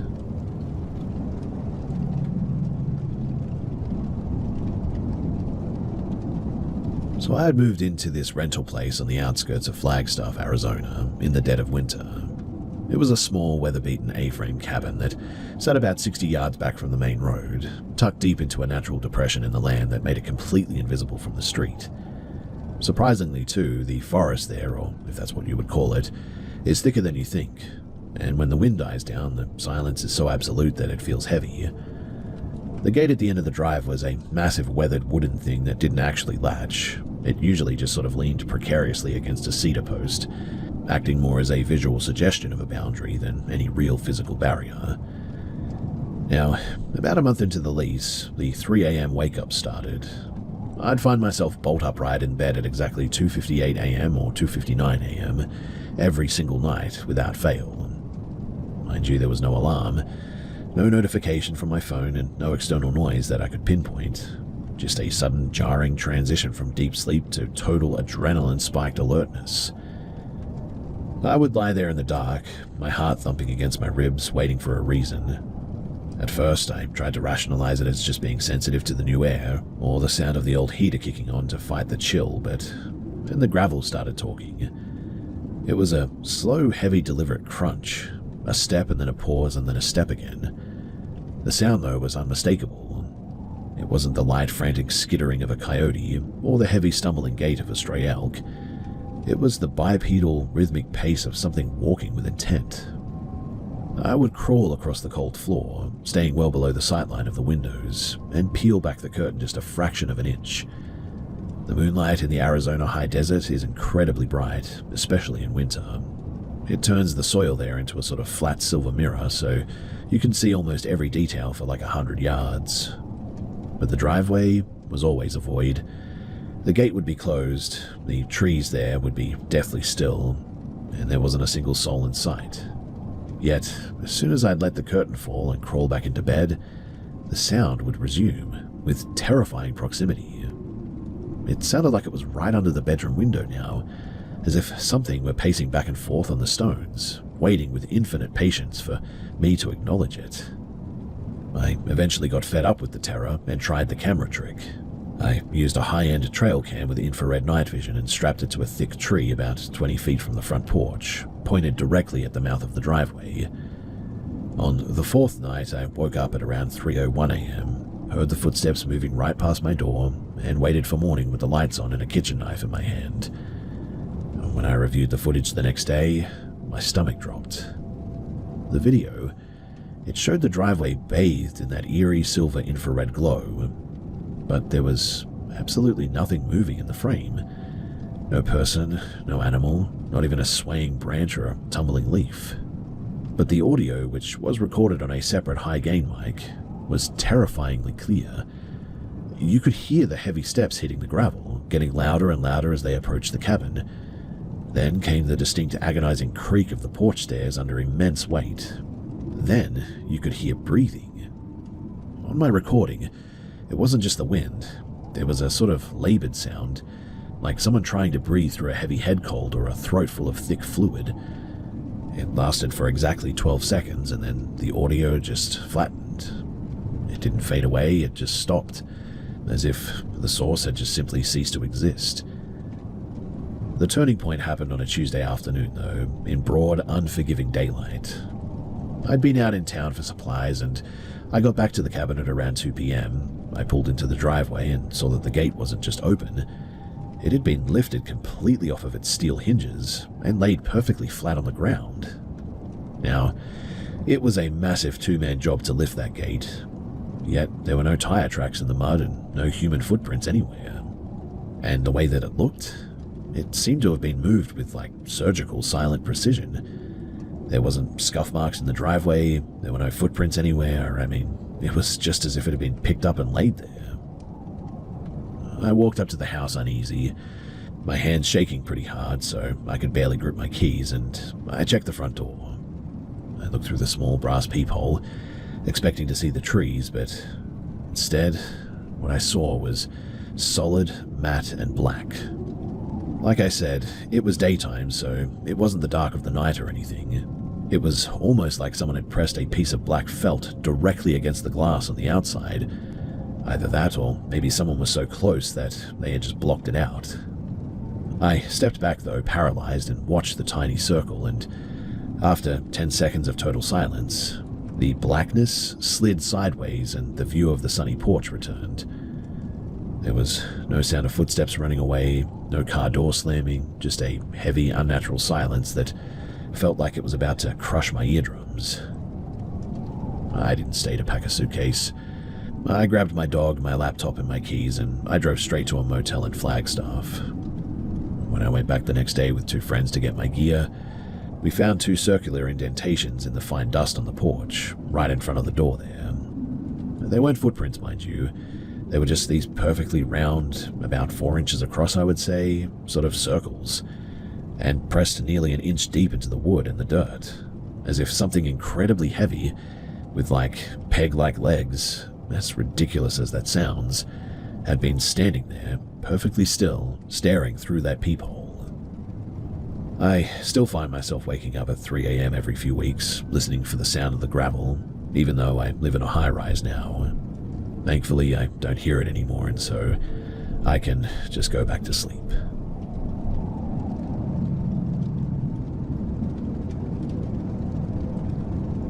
I've spent most of my life trying to find a biological explanation for what happened when I was 7. But the more that I learn about high-altitude wildlife, the less the animal theory really holds up. It was 2012. My family had just moved from the Philippines to a pocket of land. We lived in a high-elevation area where the pines grow so thick that they actually muffle the sound out there. And at night, the darkness wasn't just black. It felt heavy, like it was pressing against the house because there were no streetlights out there. Our rental was a single-story ranch with massive floor-to-ceiling windows. At night, with the interior lights on, those windows became mirrors as well. You couldn't really see the forest, but from the outside in, the forest could see you with perfect clarity. Now, one night during dinner, I saw a reflection in the glass that didn't really belong. Standing near the edge of our gravel driveway, just where the kitchen light died out, was a shape.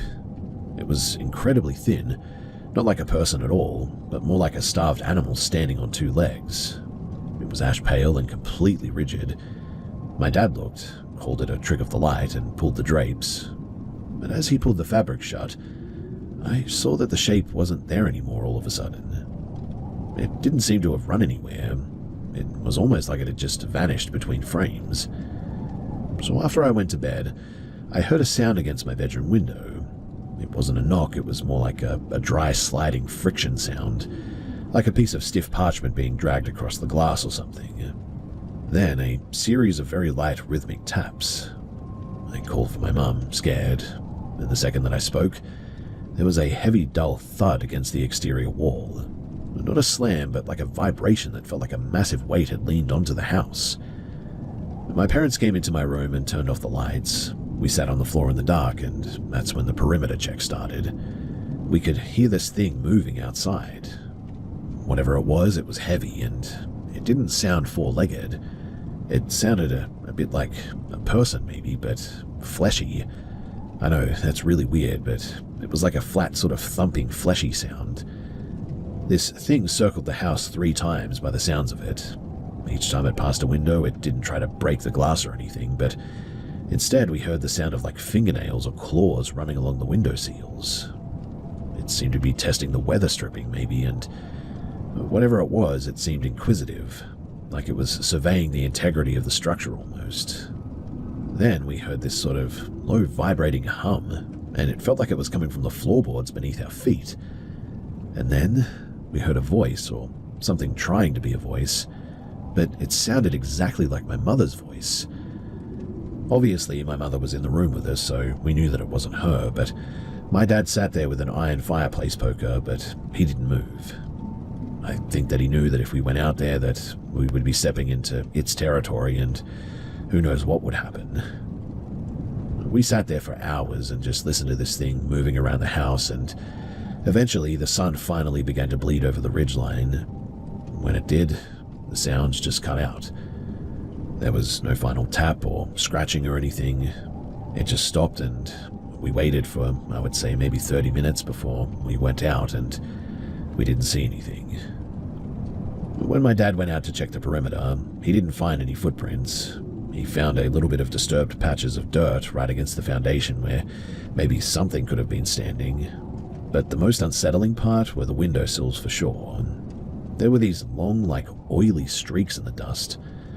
Something had reached up and wiped the dust away in thin 6-inch lines. And on the back door, there were these gouges in the oak, right at eye level. They weren't claw marks or anything, they sort of looked more like someone had taken a chisel to it and tried to peel the wood back to see what was underneath. We moved out 4 months later after that.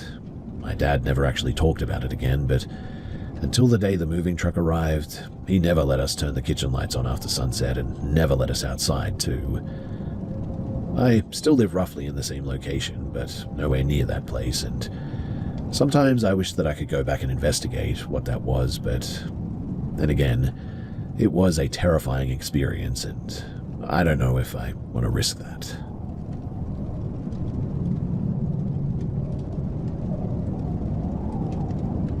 All my life, I've always been a skeptic for paranormal activity. I've always found a way to logically make sense of these experiences. This home that I've lived in has always had a story to it, though. When I was younger, my family told me that the previous owner of the home used to have a daughter, but one morning when she went out back in her yard to swing out on their family's tire swing, well, something bad happened. The story is that the rope had snapped somehow, and the tire had crushed the poor girl. I don't know her age, but I assume that she was probably around 5 to 8 years old. Soon after, the family moved out and the home sat for a good few years before we began living there. This swing to this day is far out from the property and is completely overrun with forest nature, but a rope is still attached to a branch and you can still see it. We had our own tire swing that was also far off from the property, but was much closer than the previous swing. And like her, my younger brother also had an incident. Our own tire swing snapped mysteriously and he broke his arm. After that, we never did fix that swing. As the years went by, there were plenty of incidences that the rest of my family would encounter. My mother and sister saw someone standing inside the house in front of a window while they were outside alone. No one else was home at the time, but my mother shouted out thinking that maybe one of us had arrived or something. When they didn't get a response from, "Hey, when did you get home?" they were puzzled. They really believed it was me they saw, so they assumed that I was in a bad mood and ignored them. They immediately went inside to check up on me, but I wasn't there. In fact, nobody was. My brother woke me up one night because he had heard voices outside. Everyone else was asleep, so he grabbed a shovel and handed me a cane and asked me to check out the outside with him. We searched the area and no one was out there. We do have a few neighbors, but all of their homes are quite a distance to walk. But there would be really no reason to come to our house, let alone around 1 a.m. in the morning. But here's where my own little story happens. Nothing ever really happened to me or when I was around, but my first and maybe last encounter happened this way. Nothing major, but still unexplainable to me, which is pretty big for me to be honest. So a few months ago, we were discussing about some of our worries about the house. My family went on about the tales I had mentioned and also many other that happened over the years. I explained to everyone that maybe they're just buying into the creepy stuff a little too much, and so their brains are leaning towards these experiences being paranormal. They think they saw a shadowy figure walk by every now and then because they're so open to the fact that the house is haunted. They truly believe the house is haunted by a demon or by the devil himself. We went our own ways after breakfast. Everyone in the house had errands of their own to run that day, and I was left alone in the home. I've been home alone plenty of times, and nothing has ever happened. And after everyone left, I went into our garage because I like to store things in there like books and, well, mostly junk that I keep because they have sentimental value. I left the door cracked open because it's a bit hard to close. I'm a bit lazy, so I didn't want to struggle to open it this day and close the door a second time. It's not a lot of effort, but I'm just a bit lazy. For some reason, though, I had the feeling like someone was behind me. I turned around, and the second that I did, I heard the door close. Immediately, I thought that I was getting pranked because we were talking about spooky stuff earlier. I immediately ran up to the door. I gave it a push, but it didn't open. I realized then that the door was completely closed, even though I left it cracked open. So using a minimal amount of effort, I pushed open the door and shout, "Really guys, trying to scare me?" But I looked around that house and I can assure you that no one was there. I had my things around 6 feet away from the door, so no one could have closed the door and sprinted away before I could see them, or at least hear them run away. I wasted no time getting to the door in an attempt to catch the prankster in the act, so the whole thing was very strange. My immediate thought was, maybe they're just fast. So I sprint to the front door and looked outside to see no cars. No one was home. Again, I checked every room and every hiding spot that I could think of, but no one was home but me. I made myself a quick meal as I contemplated an explanation, but to no avail. I resumed the day like it never happened, but every now and then I think about that day. Was it a demon, like my family says? The devil? I recalled the story of the little girl who had died there, and I was around 8 when I was told the story. Now I'm 23. If she had anything to do with this, why now of all times?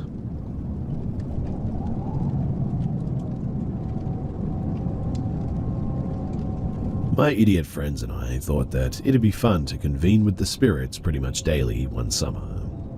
We'd regularly break out a homemade Ouija board to see how goofy we could get.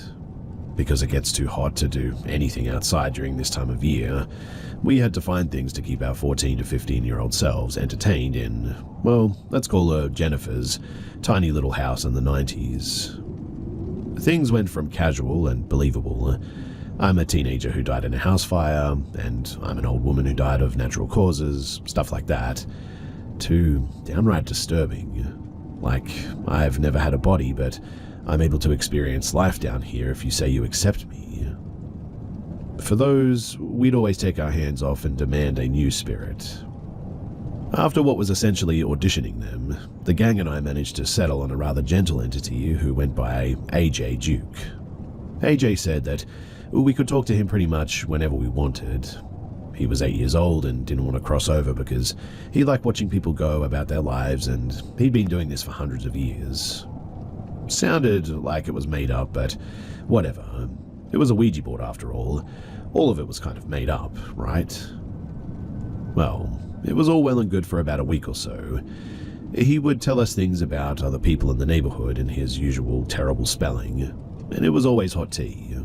We were so polite back and forth with the thank you and you're so adorable, cringe I know, but we'd occasionally bring AJ up in jokes and casual banter when we weren't playing. He was kind of like a fourth wheel for a few days there, but then it got weird. AJ revealed that our playing was attracting bad spirits onto the property. He said that we shouldn't talk as much anymore, but if we asked for him when we started, he would try and take up the space so they couldn't talk to us. We felt very protected by this little dude, corny as it sounds. AJ was always around and game to talk when we sat back down to gab. Soon, though, we started noticing the thing getting faster and stronger. Our arms would feel pulled this way and that, and go to letters faster and with incredibly skillful precision. Increasingly, we'd end up putting the board away because the vibe started to feel super sour in the room. It's gross to say, but the gentle aspect that we liked about this spirit was replaced with wording that was only better spelled but sexual and catty in nature. And even though we'd put the thing away once it got all weird, we'd always go right back later into the evening or the next day.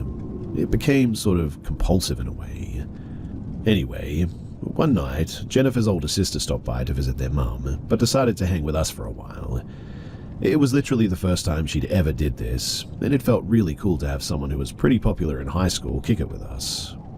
When she came into Jennifer's room and saw the Ouija board, though, she got instantly piqued. We showed her what we usually got up to, and she was skeptical at first. She said, "I'm going to go into the hall and hold some fingers up. Let's see if the Ouija board can get it." So she does it, and one by one, it kept nailing it. You could see the smirk wipe off her face and go into something akin to fear at this point. Then, you could see the fear go into a desperate curiosity. She sat down and played with us, getting some gossip about her parents' divorce that we didn't even think to ask about. It didn't take long for the sexual catty stuff to get cranked up again. She was looking at us with a face that also felt the air shift. When we did our usual bellyache and hands-off ritual over it, though, she protested. She thought this was when it really gets interesting. And what did that thing suggest we do not 5 minutes after we decided that she might be right? It suggested that we hold a seance. and you can probably guess what gang went along with it because cool big sis got super excited at the idea. So we did.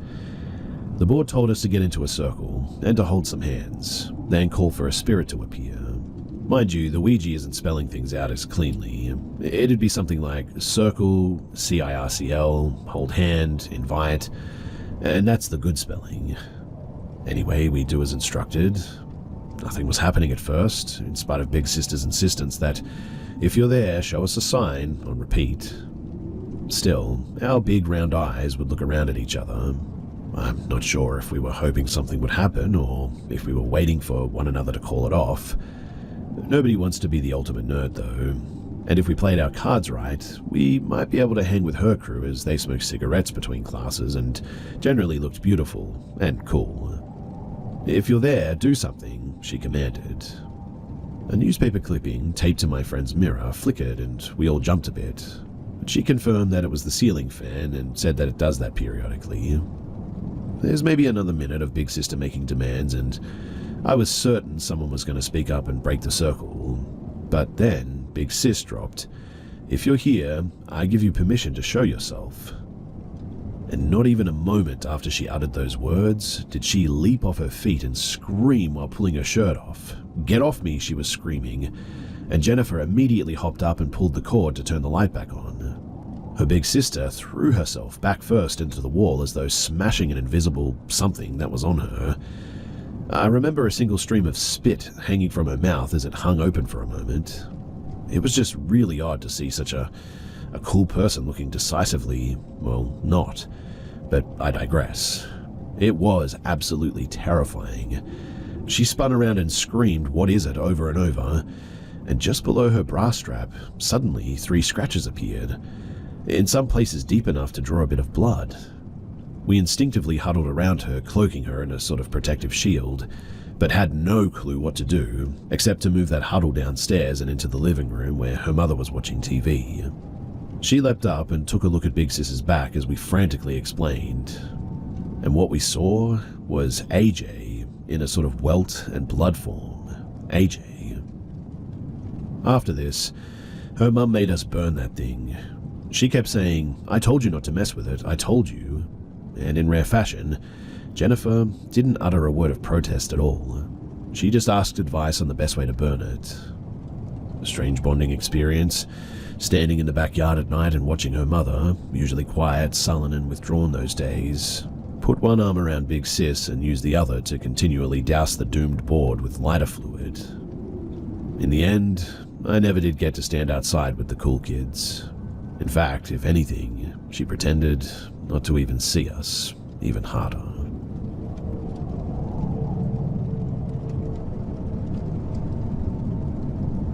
So full disclosure, I haven't told many this story and, well, after typing it out, it sounds really out there, I realize that. I've had several paranormal encounters over the course of my life, but this one was the first. When I was a kid, I had a friend named Boo. I called him this because you could see through him. Boo and I played a lot when I was little, even introduced him to the rest of my family. We pretty much did everything together. He was cool because he changed his shape. He could be little like me or big like my dad. He could walk through walls and flew with wings on his back. A week or 2 before my 4th birthday, Boo wanted to play in the front yard, which was pretty normal for us. After a while, he said that we had been friends a long time and he wanted me to meet his family. He said that he told his parents and siblings about me, and he said everyone was super excited to finally meet me. He told me that they were going to throw me a big party with all the cakes and candies that I could eat. As you could imagine, at this age, I was very excited, so I asked Boo where his family lived. He told me that they lived in the other world, but that it was really easy to get to. I asked how to get there. I was concerned that I couldn't go because, well, I didn't have wings like Boo did. He said that we didn't have to fly to get there, and all I had to do was follow him away from my house. He wanted me to go down the street and into a small grove of trees. I got kind of scared about getting into trouble, and so I told Boo that Mummy and Daddy say that I'm not allowed to leave the yard. He said that they're not with us right now, so they won't know that we even left. Dad was inside watching TV at the time, and I think Mum was at the store. I still wasn't sure though. He told me though that we were best friends and I should trust him. Boo then took me by the arm and started leading me out of the yard. He had opened the gate for me because I didn't know how to. I walked with him to the street corner. I stopped when I was suddenly filled with an overwhelming sense of fear. Boo asked why I stopped. I told him that I was scared, because that's the furthest I'd ever been away from the house without Mummy and Daddy. He said not to worry though, because we're almost there. His grip then tightened around my arm, and he started pulling me hard. I told him that he was hurting me and to stop. Boo then told me, in a very flat voice, to be quiet. He said that if I didn't behave that I wouldn't get my party, and that they would have to throw all the food away. I started to cry at that and asked why he was being so mean to me. Boo said that it didn't matter because we would be in the other world soon anyway. Crying, I told him that I didn't want to go anymore. He responded by saying if I didn't go with him, then he would just leave me there, and I would have to find my own way home. I said fine, and yanked my arm away from him. He then made his face look really weird, like not human weird. There were shapes that shouldn't be there, and parts of it were really sharp. And then all of a sudden, he just disappeared. I did make it back home and sat on the porch and cried. Boo was my best friend at the time. I didn't understand why he was so mean to me. A few minutes later, though, my mum returned from the grocery store and asked me what was wrong. I told her everything about mine and Boo's fight. She looked back, though, and saw the gate was still open, and reminded me that I wasn't allowed to go outside without her or my dad. My father also got into trouble for not keeping an eye on me. But that wasn't the last time that I saw Boo. He was never the same after that, though. He kept being kind of mean to me, and one day I told him that we weren't friends anymore, because friends aren't mean to each other. So I told Boo to leave and to never come back. And after that, I never did see him again. Years later, my mum told me how scared she was after I told her about what happened, because she said that that gate was open that day when she got home from the store, and she knew that I was much too little to open it by myself.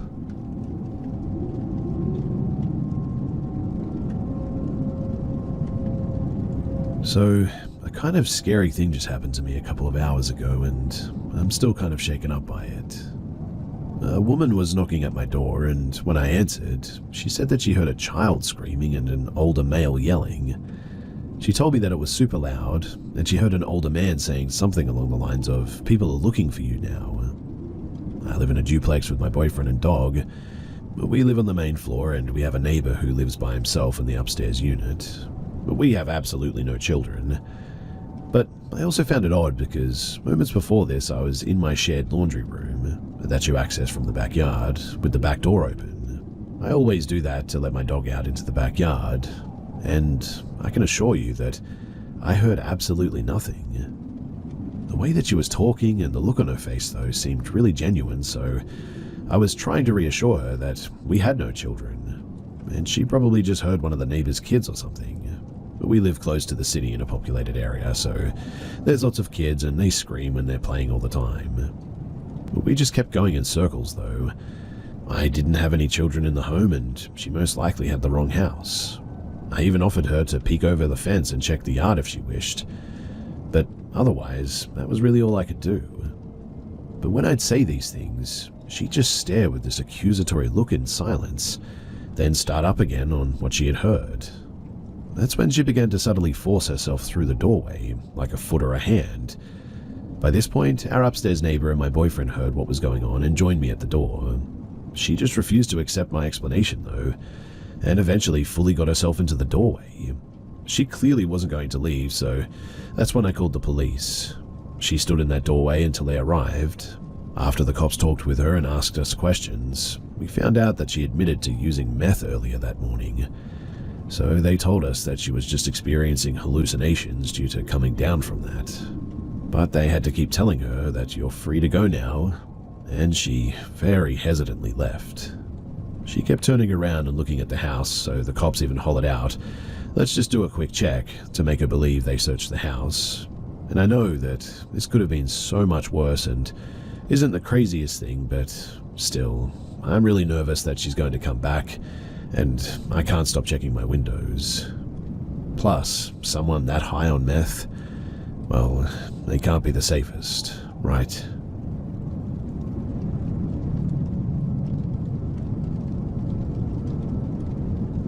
This took place a few months ago. So, there are these 3 abandoned houses as well as 3 barns close to my house, and are going to be getting torn down here in the next couple of months. So me and my siblings thought, why not go and check them out before that happens? I'd already checked them all out with a buddy, but I wanted to do it again, but with my siblings this time because, why not? But we had only explored one of the houses previously because there was a small window that we could crawl through into the basement, and another hole through the wall that we crawled through to enter the house, since all the doors were boarded up pretty much. But there are 2 more houses we haven't explored yet, one being really small and the other being absolutely huge.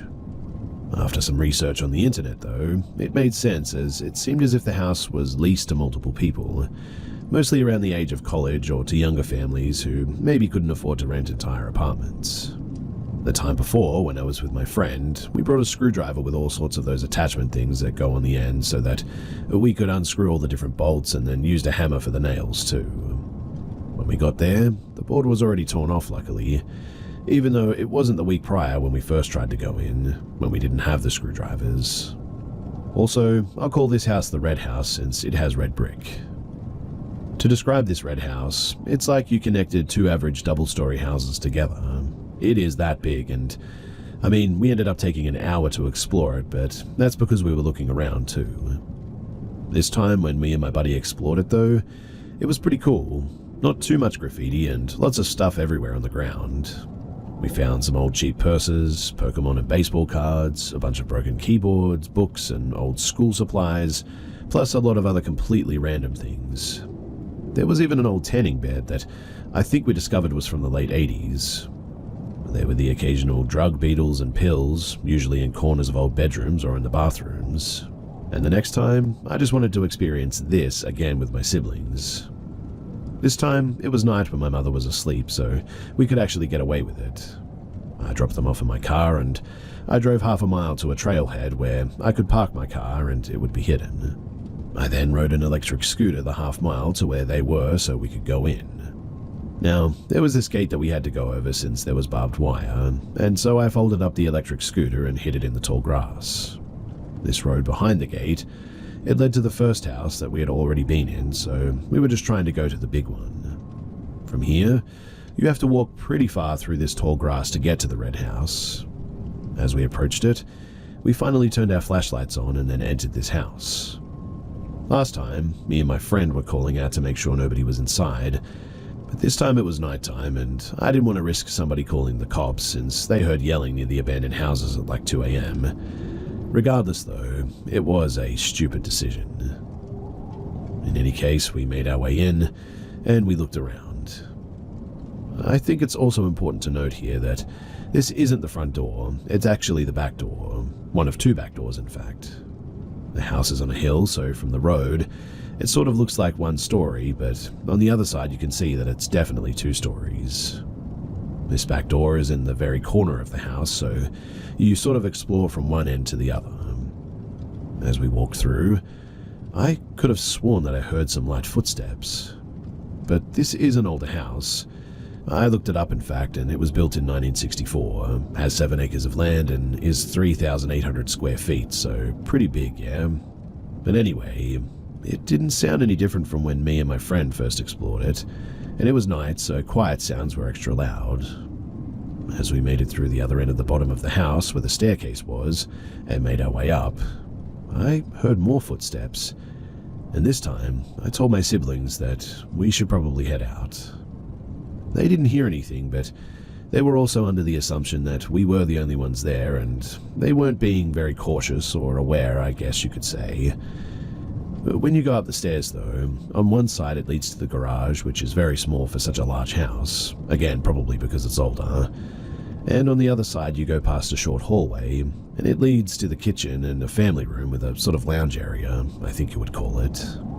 This whole area is super open and it feels like a lot of empty space, but it only covers around half the upstairs. On the other side is a straight hallway with around 4 bedrooms and a bathroom. And that was when I thought that I saw somebody moving from one bedroom across the hallway to the other, from left to right.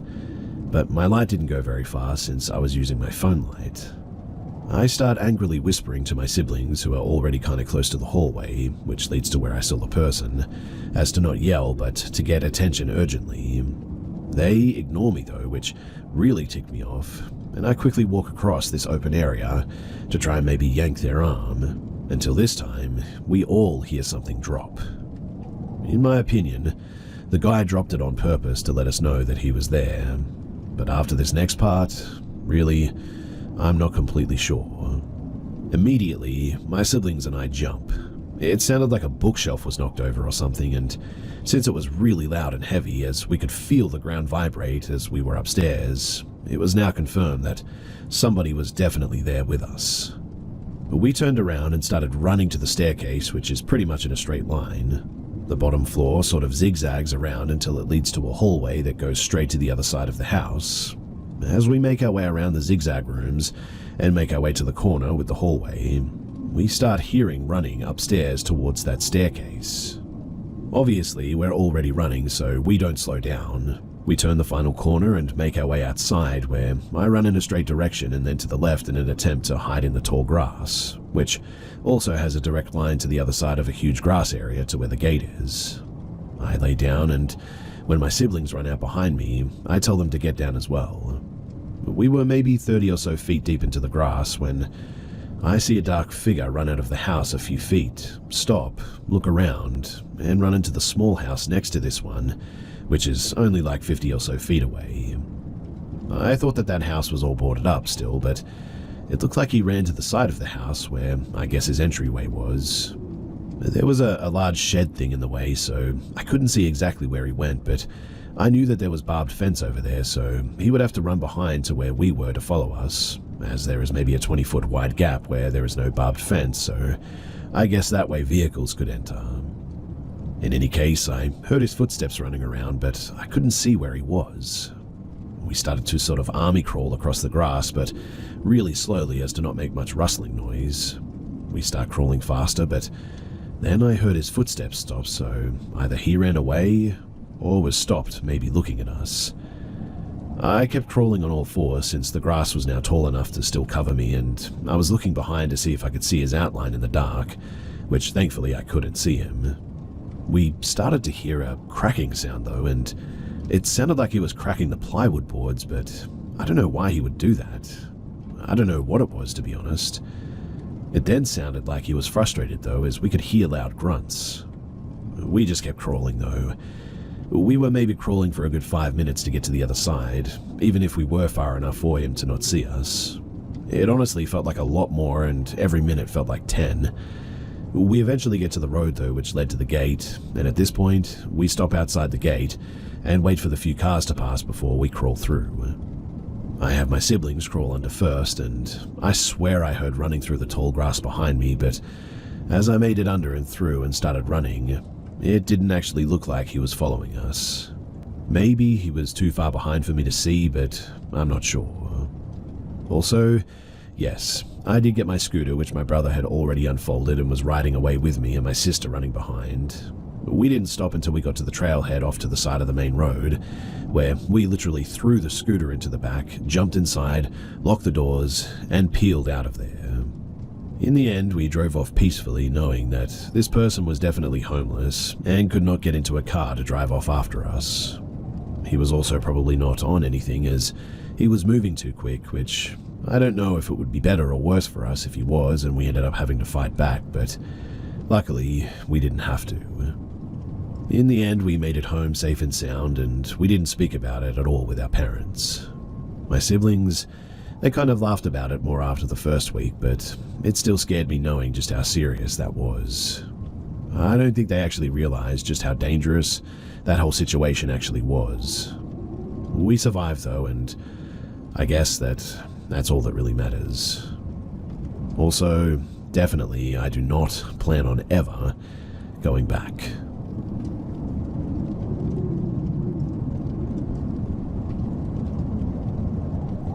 This happened almost 3 years ago. During COVID, I was sort of lost and extremely bored without human interaction. I was, until me and my buddies found mountain biking when our parents allowed us to see each other outside. Living in Washington State, there's a lot of woods perfect for mountain biking trails. Us being under the age of 16 at the time, we had no license to drive in actual mountain bike parks, so instead, we built them. Apart from the one trail already near our house with a 30-foot gap jump, which was way above our skill level at the time, we wanted to make something new. Basically, there is an entrance to this trail near my friend's house, and you walk down it a ways until you find the normal trail. To get to our trail, you find this one spot on the trail that turns 90 degrees to the left, but instead, you go to the right of the trail through all this mud, weave between these fallen trees and tree branches, and from there, you go right where it sort of curls around until it goes straight again. From there, you go straight through this small pathway, which is still hidden from all the ferns, until you reach this abandoned forest road. Now, you follow this forest road down, which goes for about 80 yards or so. It's also covered in huge amounts of mud, and if you were there, you would see all the clumps with our footprints going about 6 or maybe even more inches deep, especially in some spots where it's extremely deep.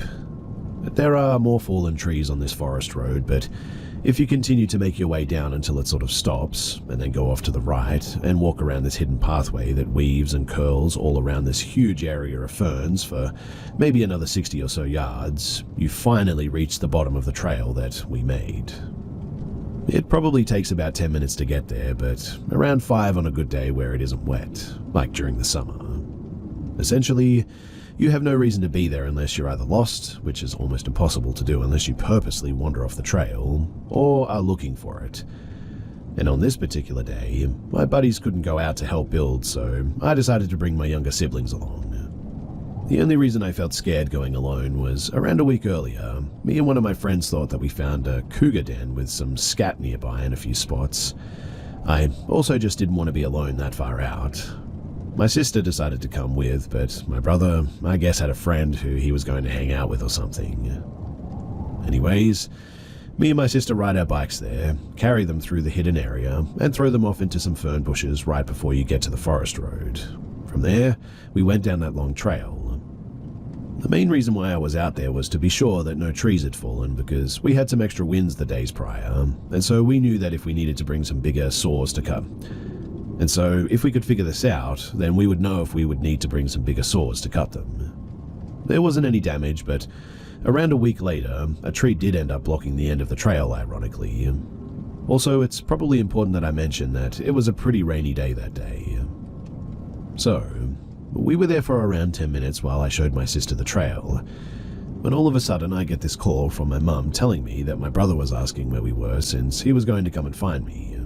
I guess he had a change of plans or something, but me being lazy, I told my sister to go walk back down and wait outside the trail entrance on the neighborhood to wait for him. This would also give me the opportunity to do some work while she was doing this. I called her every few minutes or so since my brother should have arrived, but he hadn't at that point. About 10 minutes go by, so she's been waiting for about a good 20 minutes, when my mum called me again telling me that he had returned and couldn't find us. At this point, I was kind of annoyed, but I called my sister telling her to come back down, and to make sure nobody was around or following her for when she entered the trail, as to not give our spot away. I was waiting from anywhere between 7 to 10 minutes when I was wondering what was taking her so long. So when I walked over to the end of the forest road, and I saw her walking all the way on the other side, I was kind of relieved. She wasn't walking on the forest road yet, but she was perpendicular to it, walking towards it. From this angle, the bushes go from anywhere between hip to shoulder height, and so I could see her upper body with her hood on. This is when I realized that I didn't remember her wearing a white sweatshirt or windbreaker. And once the person turned the corner, I could tell that it was not her at all, and was actually likely a grown man. I quickly backpedaled off to the side and down the hill a little bit behind a tree so I could call my sister. I was wondering where she was and if she had gotten lost because, after all, it's pretty hard to get to. I also didn't want this person to steal our bikes, and did I forget to mention my bike was over $2,000? Don't worry, I made it worth it for how much I ended up riding it, but It also was going to last a lifetime if properly maintained. Anyway, with my worries about my bike in mind, I called my sister, and the second that I heard the first ring, I heard a voice on the other side of the tree that I was hiding behind say, "What are you doing?" It was my sister. I quickly told her to get down as to not be seen by the person. I didn't want them to find the trail that we were building, as I didn't want to get into any sort of trouble, and I also wanted to keep it hidden. I also wanted to get back to the bikes, and she could tell by the panic in my voice that I was serious, and when I told her that there was a person and she looked, she said, "No, there isn't." I peeked over, and sure enough, nobody was there now. But I knew what I saw though, and so we made our way back, walking past where I saw the person. I was really worried the bikes would be gone by this point, so we trekked through the mud and my heart was absolutely pumping. And during this time, I just couldn't help the feeling of being watched. I could feel the adrenaline rush, and I almost knew that they were off in the trees, watching us. I was so distracted thinking that they were going after the bikes when I saw them disappear that I didn't even think that they would be hiding. Thankfully, as we made our way down the trail while acting as calmly as possible, we arrived to see the bikes, which were still indeed there. At one point, it did look like there was a different shoe print though, because it was slightly larger and differently shaped, but it was hard to tell in this area. Now, we made our way all the way back, and while I constantly looked behind me, making sure that we weren't being followed, I could have sworn that I heard things and saw things out there in the forest. Towards the end, where the trail splits off and leads to the neighborhood, there's a short but wide wooden bridge which is covered in dirt. Thankfully, since it was raining and you could easily see footprints, I could see the extra pair. You could vividly see my first set of footprints to get to the trail, as well as my sister's, with an additional set of her footprints going back and then returning, and then a shoe print on top of hers showing that it was most recent. This confirmed my sighting. My heart dropped once again, and we quickly got out of there, still making sure that nobody else was behind us. When I got home, I didn't hesitate to tell my parents, who only told me that the next time that I need to be with her at all times. I could tell that they partly didn't believe me or thought that I was just over-exaggerating or something. All these questions, though, went through my head. On one side, we live in a pretty nice neighborhood, and even if it was a random person who didn't live there, why were they there? If they were maybe worried about why a random little girl was wandering off in the trails, why did they even bother following? And when they did, why so far behind and so creepily? Why not call out? If it was a worker, why were they wearing what they were wearing? Wouldn't there have been boot prints? Wouldn't they be wearing a vest or a helmet? A truck parked outside the trail. Wouldn't they have something else with them? And why hide like that? If they thought that she was alone originally and they walked past two bikes, why didn't they keep going? It wasn't until they must have seen her talking to me or just saw me when they hid. Why did I feel like I was being watched when I was under the assumption the person was off stealing my bike and not even near us anymore? Why the footprints entering but no going back? Why is someone hiking in an area like this in that attire? How did they even find the area by themselves? They definitely found it because of my sister, and when they did, they followed? When they saw how hard it was to navigate, why keep going? Why feel the need to hide from two younger kids as well? But most importantly, what would have happened if I wasn't there at that point? Anyways, I feel the need to explain some more details too, because the footprints were maybe half an inch to an inch bigger than my shoes. My shoes were smaller at the time since they were beaters, but regardless, my guess is that this person was anywhere from 2 inches shorter than me to 2 inches taller. I never got a good look at their face, but they were definitely white or had lighter skin. I'm going to be honest and tell you that the person wasn't huge or massive, trying to make it sound more scary than what it is, but they definitely did fill out their sweatshirt or coat, so they were pretty stocky, but definitely much bigger than me at the time as well. At this point in time, I believe I was around 5'8" and maybe 130 pounds, so pretty small. It's also important to note that, I don't know, maybe the person was innocent, but the whole situation seemed very fishy. And like I said, I always wonder exactly what would have happened to my sister if I wasn't there that day.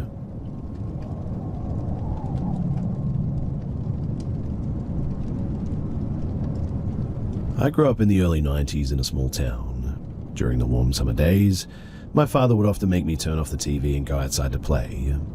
We lived in a house on a cul-de-sac, but a few lots didn't have houses built on them yet, so there weren't many neighbors or any kids my age to play with. So I was often left to find ways to entertain myself while playing outside. I vividly remember on 2 different occasions being visited by a strange man who resembled looking kind of like a hippie. He was about 6 feet tall, slender with long brown hair and a beard. I had to have been between the ages of 5 or 7 during this time. On the first occasion, I was playing outside in my inflatable kiddie pool. I decided that it was time to put the inflatable pool away so I could switch to a different activity. My dad didn't allow us to switch activities until we put away our toys, so leaving the inflatable pool in the front yard just wasn't an option.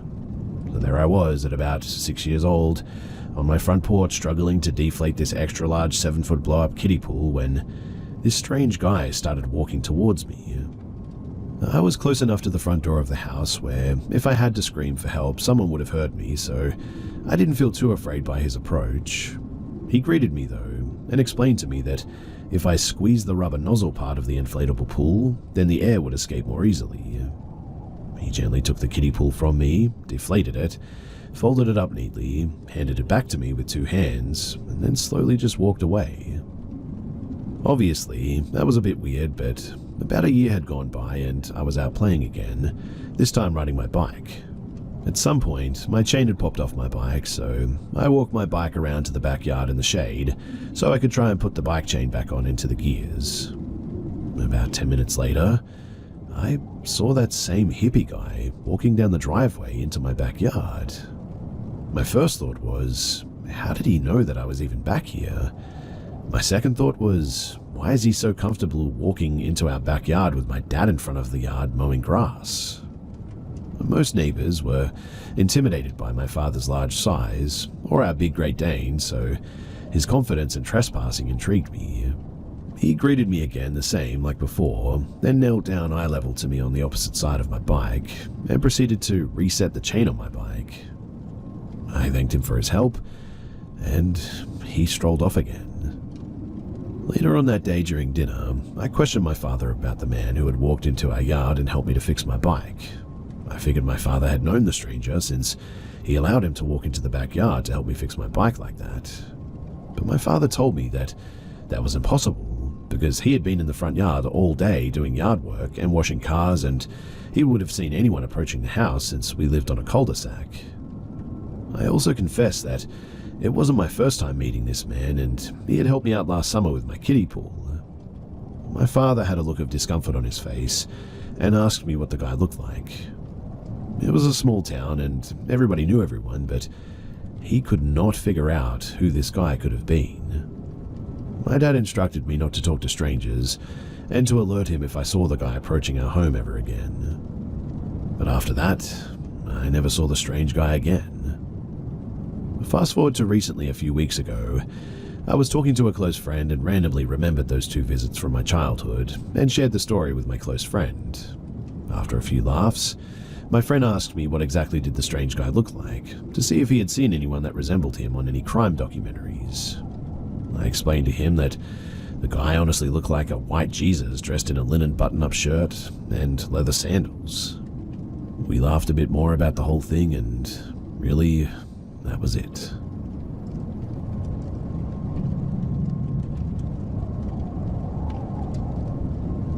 This takes place some years ago in France. We wanted to camp with my family during summer holidays, and so we took our motorhome. There was my father, my mother, my little brother, 4 years old, and me, 10 years old at the time. After traveling for a day, my father looked at the map to find a campsite. Unfortunately, it was full though. It was already getting dark, so we decided to drive again for a bit and found a parking lot with a few motorhomes already there and some trucks. After getting installed and eventually having a bite to eat, we went to bed.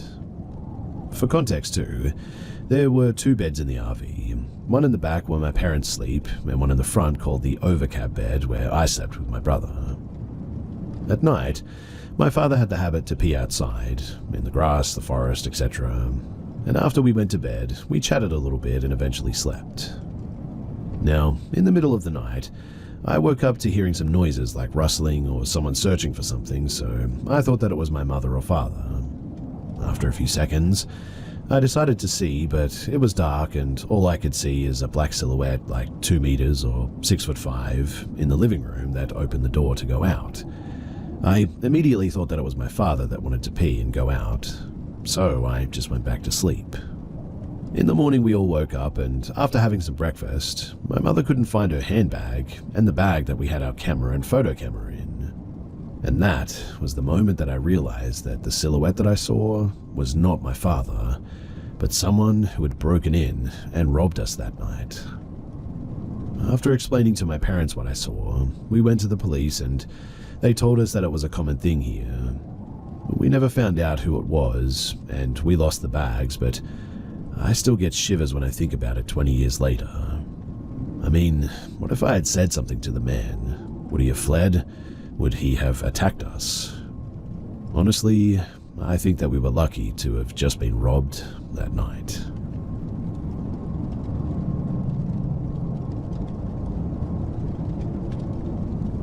For my safety, I won't reveal which park system I work for, but it is important to know for this story that I, 19 and female, work a position at a Michigan nature park, not entirely dissimilar to that of a park ranger. My job duties usually include manning the entry booth, locking up the buildings at night, etc. And although not a usual duty, sometimes they ask me to walk or take a park vehicle through some of the trails, as I'm on the younger side but still have several years of experience at the park. I'm a relatively experienced outdoorsman. Now, I've had some odd things happen to me while on the job that I just cannot quite explain. I'm decently well versed in some areas of the paranormal, and although not entirely relevant, it's of note that I am also a Norse pagan, as a part of a family belief, and often wear protective symbols as well. To be honest, I've started wearing them more since these odd things have been happening too. I've tried looking into it myself, but overall I'm overwhelmed and not sure where to look, so a friend suggested that I share this here and, well, maybe get some help. So there are 2 things in particular that I want to ask about. I usually work the night shift, and this night in particular it was raining a lot and the conditions were getting unsafe. I was posted out in the booth, which is multiple miles from the office, so when things took a turn for the worse, my boss radioed me back. Some people who don't spend a lot of time in the woods, they don't realize how dark and deep the woods can actually get, much less in the dark at night. But I had a flashlight and the light from the booth, which gave me probably 30 feet of visibility. And when I went to grab my stuff so that I could lock up the booth and get to my car, I swore that I saw something that moved very human-like, but moved in a really odd way too. Like, the only way that I can describe it is as if a horse-deer hybrid tried to run like a person. But there were no people out there, and it was most definitely not a deer. I'm probably not describing it in the best way, but whatever it was very off. So I got to my car ASAP, and it didn't start right away, which was a bit odd, but not entirely out of character for my car. But when I turned the key a second time, I saw something out of the corner of my eye, and it looked like whatever it was had gotten closer. The drive goes without incident, but I'm still off about what I saw, and when I get closer, I radio in to see if they need me to pick anyone up. And the radio doesn't work right, which was definitely very out of character. I mean, these radios are designed to work in awful conditions, and I was the closest I'd been to any sort of signal in a while. I chalked it up to the weather and pulled into the office. But as I do, something runs past me. I didn't get a good look at what it was, but I can assure you that it was not a person, and I'm telling you that there's not an animal in the woods that I know of that looks like either of the things that I saw. And honestly, I just can't seem to shake this.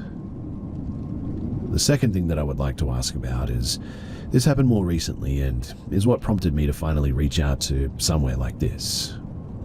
I was walking the trails for security purposes close to closing, We close at around 11 p.m. and start a final walkthrough around 9 p.m. We do this to make sure that no one's stuck on the trail or hurt, so they aren't stuck overnight when there's fewer staff and none that patrol those trails. So I was walking one of our trails and I was pretty deep in the woods already, as I'm a fairly fast hiker, and this is a trail that I know well as well. I was already about 2 miles into the trail when things started to get a bit weird. I hear a noise off in the distance, and at first I thought it could be a coyote or maybe an owl, so I pressed on. Coyotes stay off the trails, won't go after people unless they have dogs, and dogs are banned in the woods here anyway. And they know when we do our sweeps, so I wasn't too concerned. But then the noises got weirder. I'm used to the sounds of the woods, and I know the area and the wildlife very well, and I have never once in my life heard that sound before. It didn't come from any animal that I recognize, and it most definitely was not human. I've never aborted a sweep before, even when I've had coyotes nearby, but it just didn't feel right this day, and so I got out of there. But we're allowed to use our judgment in these cases, thankfully, so I didn't get in any trouble. But if anyone has any idea as to what either of these things could be, please let me know, and I would really, really appreciate your help.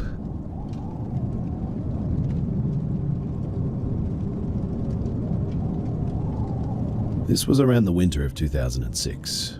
I was 8 years old at the time, and I was living in Thunder Bay, Ontario with my family, and we lived by the auditorium and the Canada Games complex. There was a big hill at the east end of the parking lot that myself and the neighborhood kids would go sledding at. Usually our parents would come, but since we were right across the streets, if it was daylight, they'd sometimes let us go out on our own since it was only about 400 meters from the front door. Now one day, a few of us went to the sliding hill. There was 4 of us, myself and 3 kids from a big family from down the street. There was the older sister and 2 of the younger brothers. Everything went as usual until we noticed an old blue Ford F-150. I still remember the rust on the wheel well and the hood. The driver, he just sat there watching us. He was older, mid-40s to 50, dark grey shoulder-length hair and a salt and pepper beard. He was sat there smoking and watching us. We all immediately felt pretty creeped out and didn't take our eyes off of him. I would often watch a lot of crime shows with my mum at that time, and I could feel the hairs standing on my neck as I knew something was just off. The older sister of the family said that we'll slide down the hill and just walk home, as he just kept watching us. But he got out of his truck at one point and started walking toward us, and we immediately took off running across the parking lot, and he just stood there on the top of the hill smoking and watching us run in a panic. They told their parents and were told not to go back, but I for some reason was afraid to tell mine. A few months later, we were driving up the street that we lived on, Beverly Street, and as I was looking out of the window, I got that heavy, dreadful feeling in my body. That was when I saw his truck in the parking lot of the apartments right next to the clinic that my mum would take me to, and the convenience store that I would bike to with some of the older kids in my neighborhood. I never biked up there again, and when I would see the truck driving on the main drag, I'd hide in the bushes or behind the hedges every time. Only once did I see him drive through the neighborhood, and it was right before I moved. I was playing in the yard of the kids that I was sliding with that following summer, and we all just stood there and watched as he slowed down and glanced out the window, cigarette in his mouth. Only a few of us had seen him, and the dread that we felt as he looked over at each of us was indescribable. I moved a few weeks later after that, but I never forgot about that day. I recently in my adult life moved from Manitoba to southern Ontario, and I decided to drive by my old house on the way, but when I drove by those apartments, though, I never saw the truck. I don't know why I was looking for it, but I still felt something odd in me.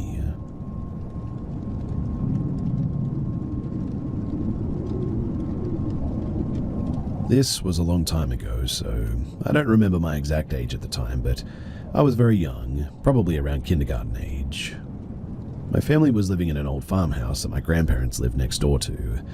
The house was built in the 1830s, and this was the 1990s, so the whole property is over 160 years old, and everything definitely looked a bit old and a little bit worn. My experience was during a cold winter night, either late November or early December. The sun is fully set and it's pretty dark. Being out in the countryside, there's not much light at night and it's dead quiet. My mum sent me to my grandparents to return some movies that I had borrowed. It was a pretty short walk, but I had to cross the farm driveway to get there, and that is where my oldest and most vivid memory takes place. I'm a child walking alone at night, even though now I know both my mum and grandma were watching me, so I was pretty scared. Once I got to the farm driveway, I remember feeling just not right. I wasn't exactly scared, but my anxiety was very high. I remember turning to look down at the barns and seeing my dad out in the workshop, and then I turned back to start walking, and that's when I saw the boy and his horse. I remember them so vividly. They had a pale off-white glow, but it didn't emanate from them. You couldn't see light on any of the surroundings, but the boy was wearing dark underwear with suspenders, a white long-sleeve shirt, and a hat with a white brim. He was holding the reins of the horse. I don't remember the horse as well as the boy, but I remember that it was fully saddled and looked healthy. I cannot remember the color, though. It was either white, brown, or a mix of that, like most horses, unfortunately. It for sure wasn't black, though, but he never moved from the spot that they stood. The boy just stared at me while he held the reins. In fact, he didn't blink a single time. He just stared at me, face completely emotionless. I don't remember the moving either, but it was only seconds, but remember being completely frozen when I saw him, too scared to scream. Then I think my fight or flight kicked in because I bolted home and almost broke the door, throwing myself inside. The weirdest thing, though, was when I looked back, they were gone, like they had just disappeared into thin air. I told my parents, but they didn't believe me, and fast forward 10-ish years, something interesting happens. Same property, and my mum is running a daycare out of it at this time, and the boy and his horse is just something fun that I tell my friends when they first come over at this point. This time it was daylight, and in the morning. A kid was getting dropped off by their parent, and all of a sudden they point to that spot, and they say, "Look, Mummy, a horsey." I didn't see anything when I looked, but my mum said that I went super pale, and I was pretty freaked out. But I also was kind of excited that somebody else had potentially seen the same thing I did. I'm glad it was less traumatic for that kid, though. I had some experiences in that house as well, but I'm almost 100% certain that they were the result of sleep paralysis. The only one that I'm not certain on is one where I watched indentations move around the carpet in my childhood room like someone was walking. But I was also in bed, so still, it could have been sleep paralysis, I admit. I have gone to visit the property since then. My grandma still lives next door, but I haven't seen or heard anything about the boy and his horse since the daycare kids saw them. It still blows my mind just how vividly I can picture that night.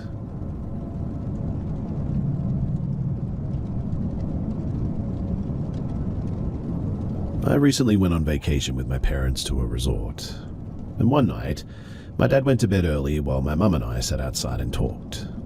She is a very reserved woman who keeps many things to herself and likes small talk, so this caught me completely off guard. She was looking up at the sky and seemed like she was thinking hard about something. She suddenly asks me, in Spanish, "Do you remember Cousin Jorge? You met him when you were little, but he died not long after." I did remember him, a little anyway. I remember going to Cuba with my parents to visit family, and I met my cousin there. I was about 8, I think, and he was very sweet and welcoming, about my dad's age. He asked me so many questions about life in the US and played games with me. After a while, he went over to the adults, and suddenly he became sort of hysterical, crying and hyperventilating, yelling things that I couldn't understand at the time. It scared me, so I remember hiding, but that was really all that I remember of him. My mum proceeded to tell me what she remembers of him. This took place in Havana, where they're from. My mum said he was a completely normal person. We used to spend a lot of time together because he lived next door. He was about 10 years older than me, but he took me everywhere, running errands, hanging out with his friends. He helped people with housework and with livestock. There was never anything odd about him. Everyone loved him. Then, when I was about 7 or 8, he was 17 or 18, he had to do his mandatory military service, as every male did in Cuba. At first, he wrote me letters, but after a few months, those stopped. He would only write to his mother, and I overheard her talking to my mum and grandma Hilda about how something about his letters just didn't seem right. And then the letters stopped altogether. One day, I was at my aunt's, George's mum's, and there was a knock at our door. I answered it, and there were 2 men in military uniforms. My aunt and my grandma hurried towards the door and told me to go away. I hid behind the hallway wall and listened. I couldn't hear everything, but the men said that cousin George was unwell and he was being sent back home. A couple of weeks later, sure enough, cousin George gets sent back, escorted by another young soldier who was his friend. Grandma later told me that his friend had quietly let them know that cousin George had apparently been in a submarine with the Russians, no idea where, and that while he was down there, he saw something and immediately went haywire. After that, he was very different. Like, he'd be acting completely normally, and then randomly go into hysterics, screaming nonsense, crying, throwing things. He also refused to talk about his military service. One day, when I was 16, someone in the neighborhood gave me my first Bible. I was really excited to receive it too. We didn't have much of anything, so being given a Bible as a gift was really exciting. I came home with it, and cousin George was there. He saw it and stared at it in my hands for a moment. He then stood up and walked over to me, grabbed the Bible from my hands, and flipped to the first chapter. He then said, "Genesis, the first great lie." The way that he said it terrified me, though, and I grabbed the Bible back in case he'd try to destroy it. He didn't follow me when I left, but I could hear him having another meltdown after this. Cousin George, he never recovered. He ended up becoming extremely religious later in life, but still had frequent episodes and delusions. He passed in the early 2010s from a heart attack, unfortunately. My mum adored him, and I know that that hurt her badly to see him suddenly change like that. I could see the pain in her eyes as she told me all of this, staring off into the night sky as she spoke. I have a couple of theories, though, about what may have happened. One, he may have been subjected to psychological experiments at the hands of the Cubans or Russian military that led him to lose his mind. Two, he may have developed a mental illness later in life. I remember reading that schizophrenia often comes around in males in their early 20s. The stress of military service, maybe that could have triggered an underlying mental illness. Or three, he really did see something that made him snap. But what could it have been? If anyone else has any theories, then genuinely, I would love to hear them.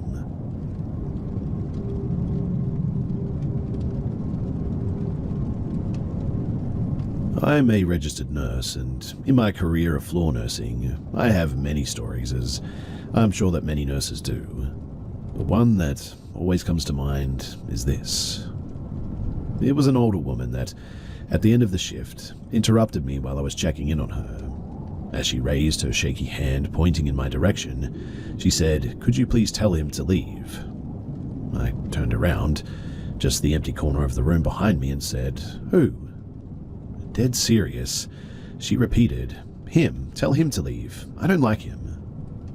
I thought that this was strange, as she wasn't a psych patient, no history of hallucinations or anything. So I replied, "Ma'am, there's no one there. It's just you and I in the room." She kept staring in the corner. "No, there's a man in the corner wearing a dark hood. Tell him to leave." Well, I finished my shift pretty much then and there, and I went home. I came back the next week, and that patient was no longer in that room. After inquiring from co-workers, I found out that she had passed away 2 days after the night that she told me about the man in the hood in her room. And for whatever reason, I still get chills when I think about it.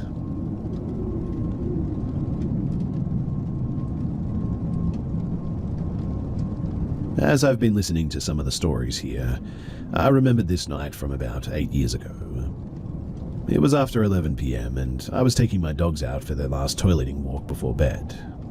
At the time, I was living in a rural area, houses farther apart, lots of wooded area, and lots around with wild pigs often crossing our path. I would often take long walks because one of the dogs had a problem with having accidents in the morning if he hadn't had an adequate walk to do all of his business. It was dark, so I had the flashlight and really wasn't expecting to meet anyone. I mean, especially in the middle of nowhere, so late at night, but there, appeared on the opposite side of the road ahead, was another flashlight. We had few neighbors, but of the homes around, I knew most of all of them from the years. On rare occasion, somebody else may be walking a dog, but I could count the instances on my fingers. As I passed the other flashlight in the night, a tall, thin, pale man, who I had never seen before, crossed the street to my side and began to follow behind me. He yelled out, "Hey, I like your dogs, can I pet them?" I stayed calm, walking briskly, ignoring him. My house was close and I was almost home at the end of the walk. He continued to follow, yelling, "Hey, what's your name? I just want to pet your dogs." He had a thick European or Slavic accent. I ignored him and ran up into my house through the door, locked it, and ran into my bedroom. I told my husband that there was a strange man who followed me home, and that I was super disturbed that he knows where I live now. My brave husband immediately ran out of the house, I guess to find this guy. I was on pins and needles waiting for him to come back. He came back home with his steel baseball bat in hand. He said that he caught up to him and asked who the heck he was, and why he was following around a woman at basically midnight being a creep. The guy said that he was new in town, and he was walking around hoping to meet or make some new friends. Basically, his story was bizarre and totally didn't make any sense. My husband, he told me that if he ever sees him again near our home, he was going to break his knees with the baseball bat. But after that, I never saw him again. Until 2 years later, in a neighboring city. I was out with a girlfriend, looking at art in a museum when I turned the corner and suddenly it was him. I would never forget his face. He looked straight at me and I can't remember exactly what he said, but he knew who I was from that night. Something like, "Oh, you're the girl from that night with the dogs." I don't remember because I was just sort of in disbelief, but again, with the thick European accent, tall, skinny, pale, I grabbed my friend's arm and quickly walked in the opposite direction. She asked me, "Do you know that creepy guy?" And I told her the story as we left the museum. Thankfully, after that, I never did see him again. What are the odds, though, of this being a coincidence? Pretty unlikely, right?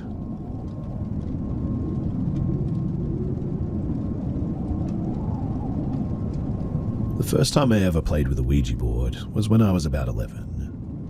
It was me and two of my friends. Their names were Katie and Taylor. Katie's older sister, Lauren, and her friend, Sam, had us come upstairs. Lauren and Sam had a talking board. Basically, it was a super girly looking Ouija board with a kitty on it. Katie, Taylor, and I laughed but said, "Okay, sure." We all put our fingers on the piece and it pretty quickly started moving across the board. And it spelled out, "Run." My friends and I freaked out and yanked our hands back. Lauren and Sam busted out laughing. They said that they had moved it to just scare us. Katie started yelling at them as they continued to laugh at us, but it was about that time the bathroom light turned off. It made us all jump as it was the only light that we had on, and then it turned back on. Taylor spoke up and said, "Okay, you got us, we're done." But Lauren and Sam seemed genuinely spooked at this point. And then the planchette started to move towards me on its own. At this point, Katie, Taylor, Lauren, and Sam are all standing together opposite me. I say, "Haha, very funny. I saw that coming from a mile away." But when I looked at Lauren and Sam, all I saw was pure fear. They had no color in their faces and were just sort of staring at the planchette, wide-eyed. Sam finally spoke up in a very shaky voice and said, "No, that's not us." And then Lauren very calmly said, "Guys, go now." We all took off downstairs and out the front door. Taylor and Katie started yelling again, saying, "If that was you guys, cut it out and tell us the truth." But by now, Lauren and Sam were on the verge of tears and hyperventilating. That was when I glanced up to the bedroom window. I saw the light in the bathroom turn off, and then that's when I saw a small black figure about my size sprint past the window. Nobody else was in the house, though. Lauren and Katie's older brothers were off both at college, and their dad was still at work, and their mum had to run to the store and wasn't back yet.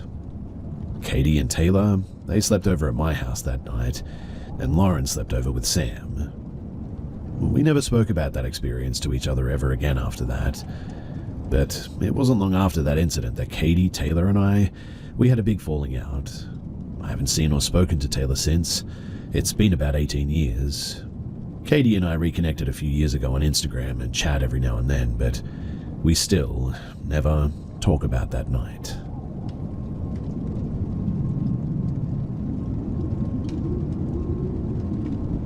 In 2018, I moved into a small 2-story property in England with my then boyfriend. It was in a quiet cul-de-sac, with houses literally crammed together, all facing each other. I am very introverted, and I don't typically make a habit of socializing much with neighbors. Still, we naturally ran into a few and exchanged pleasantries when we had to, as you would, right? Now, one of our new neighbors, Greg, was incredibly welcoming right off the bat. He was an older gentleman, the kind who would stop for a chat that would drag on until you made up an excuse for why you really had to get going. He shared local stories, asked about and took note of our birthdays, and even invited us around for a garden party where any and all were welcome. His house was directly across the street from where I lived, with his windows in clear view of mine. A couple of years passed by, and during this time, my boyfriend and I split up. Although I never expressly shared this news with my neighbors, word must have gotten around with his car missing from the driveway. He moved out and left the country in the end, but we stayed in touch regularly as friends. Having the house to myself felt, well, lonely, so I got a cat to keep me company. He quickly became, and still is, my world. Greg would often flag me down to talk when he caught me leaving or returning to my house. Annoying, but I could live with it, I suppose. I'd update my ex about weird little interactions with Greg, which we both found amusing to gossip about. But one such incident was when Greg came to my door to hand over 2 of my parcels, one of which was a large table that he had yet to retrieve from his house. I had been raiding in Elder Scroll Online at the time, doing a deathless speedrun for an achievement. Given the time constraint in my game, I told him that I'd leave the door unlocked so that he could simply put it by my door. I sat back down at my desk, put my headset on, and my group charged in at the final boss. I heard my front door opening, followed by the sound of my large parcel being placed down. But then, footsteps approached me from behind. I peered behind me to see Greg standing there, eyes sort of fixed on me. For fear of disappointing my raid group, I continued playing until we killed the boss, and then took off my headset. Greg's face lit up, and he went on to tell me how amazing it was to watch me play. I got the impression that he'd never seen someone use a keyboard, let alone play games. He begged me to teach him and rambled on. He was clearly intoxicated, so I laughed it off and gave a non-committal response. Despite repeated attempts to politely make him leave, he could not be persuaded. He seemed disappointed when I walked over to my door and opened it to clearly signal that it was time to go, but he left without further incident. In the UK, houses often have individual outdoor bins for trash, which have to be rolled out to the street the night before collections take place. You're expected to bring the bins back to your property after collection, and I noticed someone kept bringing my bins back in for me. Was I blocking someone's car by being too slow to do it? Around the same time, I also noticed someone had been using my bins. I brought it up to Greg one time. He pulled me over to talk, and he said the same thing had been happening to him. Maybe it was petty of me, but I decided to tape an old phone with a surveillance app to my window, overlooking the bins to figure out who it was. And lo and behold, it was Greg.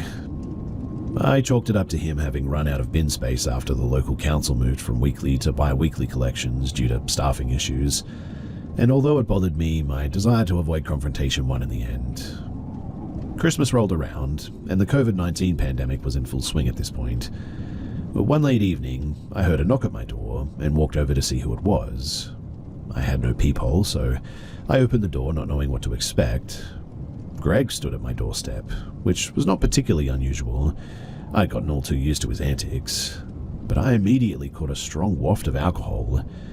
He spoke before I had time to process. he told me that he had a Christmas present for me and handed over a red gift bag with colored tissue paper covering the contents. I really want to give you a kiss on the cheek, but I can't, not with this pandemic going around, he said. That gave me the heebie-jeebies, so I did all I could to politely end this interaction and retreat back inside. He held me up by rambling on about, well, who knows what, to be honest, but I firmly told him that I was busy and I needed to go. That's when he laid a hand on my shoulder, leaned in, kissed my cheek, and then walked off in the direction of his house. I closed the door and simply stood there for a few moments in shock. The present was odd, too. Underneath the tissue paper were 2 bottles of Belgian beer, a can of half-eaten Pringles, sour cream and onion, and a small plastic bag containing little chocolates. I also recognized the latter item. A next-door neighbor with young children had come around to put these plastic bags with chocolate and a handwritten note, signed with their address, through everyone's mail slots a few weeks prior. It was a sweet gesture and probably something they came up with to keep the stir-crazy kids busy, but upon inspecting the re-gifted chocolates, I noticed that he'd even forgotten to remove the note from the neighbor. This kiss and gift, it definitely gave me bad vibes, and I regretted accepting it. It was at this point, too, that I decided that I was done being Miss Polite and resolved to be firm in my future rejections. Now, on the second day of the new year, I was feeling lazy and ordered food delivery. A mere 5 minutes after receiving my order, there was a knock at my door. Knowing that the delivery driver hadn't forgotten anything, I concluded that this had to be Greg. And then it clicked for me. He'd often turn up immediately after anything was delivered to my door, which meant that he was constantly watching my house. Was he dumping trash in my bins as an excuse to hang around my house? He called out for me through the door. I felt too uncomfortable to answer, and I retreated upstairs out of view from the windows. Later that night, he came back and kept knocking too, but once again I ignored it in hopes of him going away. The following day, I contacted the police to file a harassment report. I felt sheepish doing so. I mean, was it really that bad? He was just a lonely old man, and I hadn't been firm enough, probably. Upon being asked whether I wanted the police to speak with him, I told them that I'd do it myself. I just wanted the report on file in case anything else actually happened. I would later become grateful for filing this report, by the way. Greg turned up at my door a few days later, telling me how worried he was about me. I told him, verbatim, I think it's best if we don't have any contact going forward. His response was eerie. I just wanted to be your friend. I held my ground, cut the conversation short, and closed the door. Finally, it's over, I thought. And a year went by without incident. Everything seemed fine, with no knocks on the door or unwanted conversations while I was outside. One night in winter, I was leaving my house to get groceries. It was completely dark outside, save for a lamppost casting some sparse light into the street. My driveway was at the side of my house, where the bins were stored. This driveway was blocked in by a tall panel fence to add some privacy, seeing as the kitchen window was directly next to it. You could see right into my kitchen and living room through this window. As I was outside locking the door, that was when I saw a figure in the dark, slinking out of my driveway and behind the fence. I immediately unlocked the door and went back inside. It was dark. I could have imagined it, but my gut told me otherwise. Was there someone waiting for me behind the fence? Ultimately, I trusted my instincts and decided to forego the groceries for the night. I bought and mounted a motion sensor light to illuminate my driveway too. The memory of the shadowy figure quickly faded in my mind, and the new light gave me some comfort that I'd at least be alerted if someone was lurking outside of my window. A couple of months after the incident, I was in my kitchen getting some food for my beloved cat. The window was directly to my left, around 3 feet away from where I stood. As I dumped the cat food into a bowl, I suddenly became aware of my motion sensor light being on. I scanned the outside, not seeing anything, until my eye landed on something in the bottom corner of the window. I squinted, trying to make out what I was looking at. It somehow wasn't properly illuminated. I kept staring for what must have been 30 seconds. The light outside remained on. when suddenly Greg pops up into view directly outside. He'd been crouched down, peering in from the corner of the window. I'm normally someone who's as cool as a cucumber. I never raise my voice or yell, but I truly lost it at that moment, screaming, "What are you doing?" repeatedly. He just stood there and then nonchalantly asked, "Are you all right?" I kept screaming, but now it was, "Why are you there?" Then he just turned around and walked off into the dark. I immediately called the police. Typically, the police in England leave something to be desired, but I have to give them credit for how they handled this situation. They took my statement over the phone and gave me a reference number. I received a couple of phone calls with updates and was told that they'd bring him to the station. I was also informed that he was known to the police for having previously followed young women. Sometime later, he was arrested at his property in front of a wife that I didn't even know existed. They did this to scare him, according to the officer that I spoke to make a bit of a point. Sadly, he received nothing more than a police caution, which forbade him from being on my side of the cul-de-sac or contacting me. Still, it seemed to work. The window incident was the last real interaction that I ever had with Greg. I did see him staring at me in the shower from his window one time when I forgot to close the blinds, but other than that, really there was nothing else. Thankfully too, I have since moved far away from Greg, which I am very, very grateful for.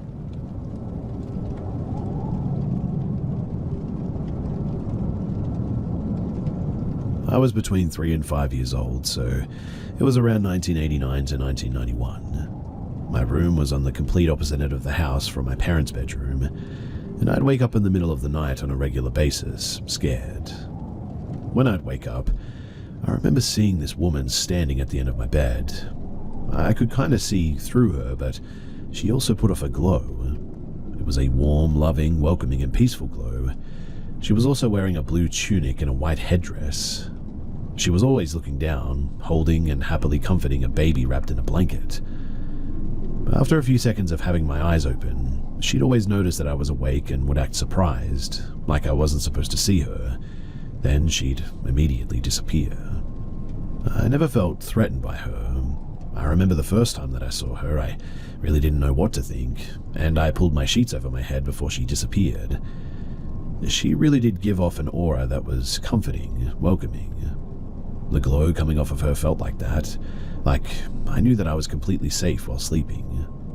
This happened quite a few times too, to the point that I'd smile when I saw her after waking up, and she'd look back with a smile that was comforting, yet at the same time also conveyed something like, "You aren't actually supposed to be seeing me," while still intentionally letting me see her for a few seconds before fading away. She felt like a very, familiar mother figure, but it wasn't my mother. I was always scared right after she disappeared though, because that safe feeling would disappear as well, and I'd want to run to my parents' bedroom. I could see my parents' bedroom from the doorway of my room, but you had to walk through the dining room and living room to get to it. But there were also always these strange shadowy figures, dozens of them walking around in the dining room, kitchen and living room. I remember being very scared of them, but I never actually drew their attention while I stood there, watching them from my bedroom doorway, and they never really seemed to notice me or walk toward me too.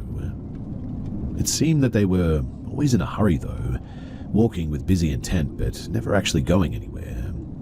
I was always scared of them, even more scared that I'd actually draw their attention, but I wanted the comfort of my parents. I was too scared to run through the shadow people that were walking around, so I'd always scream for my parents from my bedroom doorway. The instant that I would scream, the shadow people would stop walking, then all of them would look up at me with an angry and frustrated aura, but never actually took a step towards me. They'd just disappear about the time that I'd hear either of my parents' voices as my mum or dad walked toward me. One of the last times that I saw the lady at the end of my bed and the shadow people, I wanted to get to my parents' room where they were, but instead of just calling out for them, I just closed my eyes and held out my hands to feel my way across the dining room and living room to my parents' bedroom. I actually made it there on my own. Even with my eyes closed, I could feel them there before they started to disappear, but I could also feel as they were fading away that They were angry because I wasn't as scared of them anymore. I stopped seeing them shortly after that, which was also around the time that I started feeling more comfortable staying in my own bed all night by myself without needing to have my parents close by. But it's one of the most real and vivid memories that I can remember from when I was that age. I'm 38 now, and I still remember exactly what the lady looked like and felt like, and the shadow people too. This wasn't even an old house or anything, though, that you'd really associate with a stereotypical haunted place. It was actually a relatively new double-wide trailer that my mum and dad had put there a few years before I was born. They bought the trailer brand new directly from the manufacturer, and I feel like what I saw and felt had to be real, though, because a 3 to 5-year-old wouldn't have been able to imagine that physical feeling from her aura that was so welcoming. It was a distinct physical feeling that a 3 to 5-year-old wouldn't have been able to just randomly imagine, a feeling that I still somehow remember. I never did see anything like that again in that place, or any other place that I've lived. I haven't experienced anything paranormal since, and I don't know whether that's a good thing or a bad thing.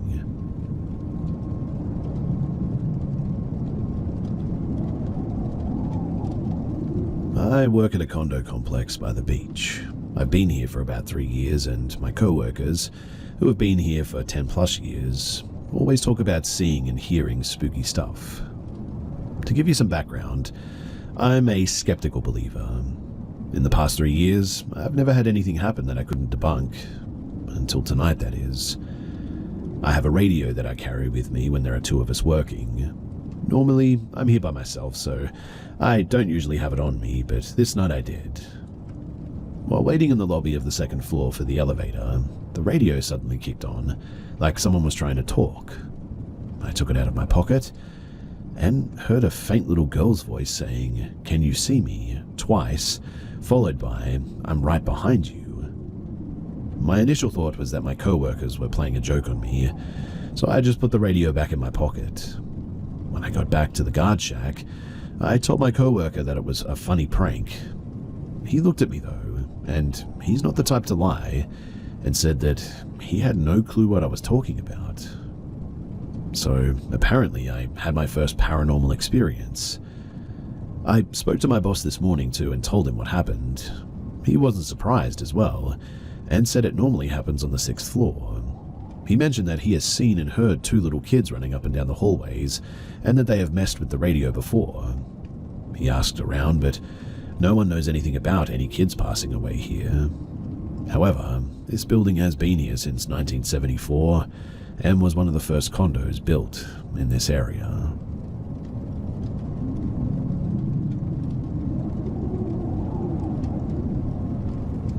This is more of my dad's story than mine, but I still think that it's good to share it. In August of '06, my family was stationed at Fort Riley in Kansas. We moved into this gorgeous duplex at the end of a horseshoe-shaped neighborhood. The house was built in the early 1900s and had an unfinished basement, with these pool lights that only light up this small area around you. In the basement, there were also these really small boot prints in the cement that looked as if they belonged to a child.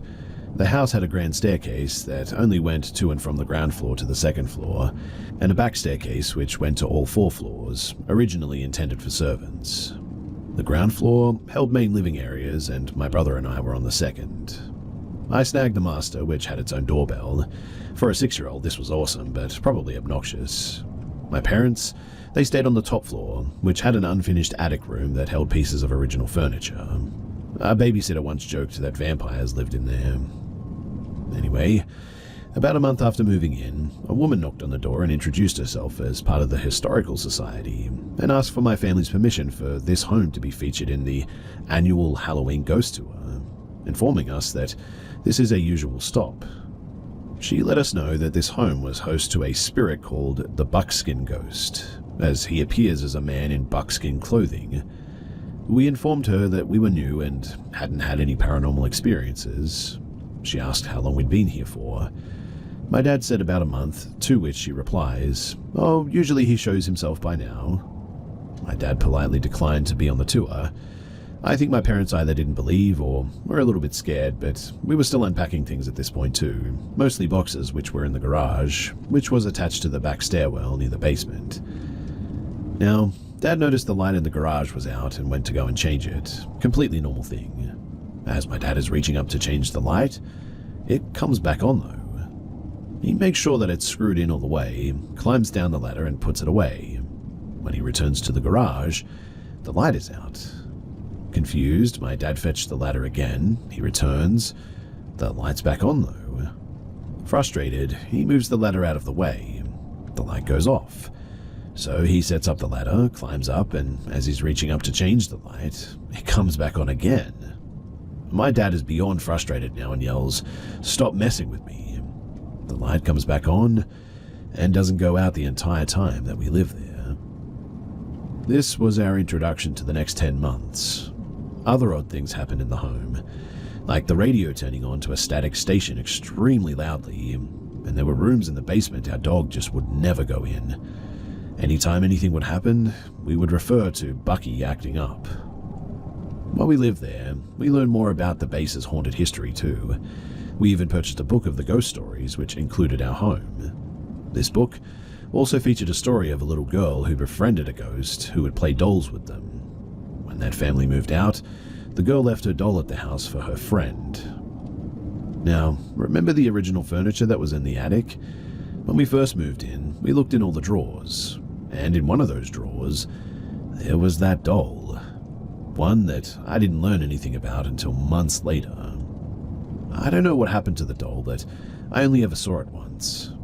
For the most part, nothing too terrifying happened in the house, up until my dad stayed by himself. My dad was a night pilot, meaning that he usually slept during the day. And one day, he was woken up by the sound of heavy footsteps coming up the stairs at the base level. My dad got up and opened the door and asked if anyone was there, and immediately, the noise stops. My dad went to check the window overlooking the street to see if a service van was at the house or something. For those who haven't lived on a military base, they occasionally send people to the home to do things like change air filters and all that. My dad didn't see anything though, and so he went back to bed. But he was awoken again to the sound of heavy footsteps on what he perceived as the second floor. My dad shot out of bed, went to the door, and as soon as he opened the door, the noises, they stopped. He yells again, "Is anyone there?" No response. So he goes and he lays back down. My dad then hears items of furniture moving in the room opposite the wall in front of the bed, the one with the original furniture items. He jumps out of bed and leaves the house without a second thought at this point, and it wasn't until he was at work later that he realized that he would be going back to the home alone, and questioned what was in that home with him. I was 6 when all of this went down, and for years we have talked about these experiences and others that have happened to their friends and family. We've continued to check for more stories online about this house. Others have also experienced a friendly but mischievous ghost affectionately called Bucky. I've had other strange experiences throughout my life, and I believe this house is what opened me up to them. I'm now dating a man who is very much a skeptic, and while visiting my home in Florida, my dad told him this story. Weirdly too, the light in the kitchen was flickering throughout this retelling. Jokingly, my boyfriend yells, "Stop messing with me," when it flickers off. The light immediately then turned on, and continued to stay on while he visited. You can look up the ghost of 85B Schofield Circle, Fort Riley, Kansas if you would like to. There are plenty of stories from the base that deserve to be heard, including this one, and I encourage those who have made it this far to do some additional research on this haunted military base. And if you live in this house, please let Bucky's story be told on that ghost tour.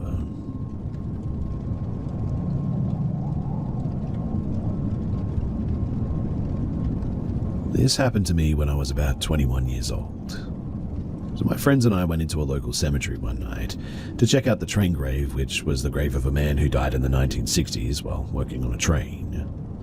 There is a piece of a train on his grave marker, a coupler I think. That is what it looks like anyway. And we walked over to it, heard a train whistle from the tracks a quarter mile or so away, and got a little bit spooked, but we weren't spooked enough to actually leave. it was just sort of coincidental, I suppose. So, we're all wandering around, and my grandfather happens to be buried in this cemetery too. Where the road split, they all wanted to go to the right, but I knew that my grandpa's grave was to the left. I told everyone that I would catch up with them in a minute. I just wanted to check if he still had flowers on his grave, and if not, I'd go and pick some up the next day. There's a small evergreen tree beside my grandpa's grave, roughly 7 feet tall, or maybe a little bit taller. And as I walked up to where I knew that he was buried, I suddenly became very confused, because there were 2 trees there. I stopped walking about 75 yards from the grave itself, trying to figure out when they planted a second tree. When the second tree took a step forward toward me. At that, I booked it and ran back the way that I came, convinced the whole time that something was about to grab me from behind. My friends, they got to the car shortly after me, and I told them about what happened, and they said that they noped out because one of them saw a deer that looked solid black. What I had seen had to have been at least the height of the other tree though, and looked plenty tree-like, up until it took that step forward. It was super dark, so I didn't get the best look at it, but whatever it was, I wasn't about to stick around to find out.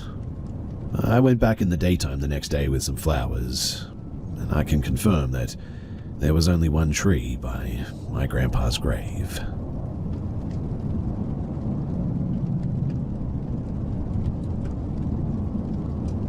This story is actually my grandfather's, and after he told it to me, it's always stuck with me.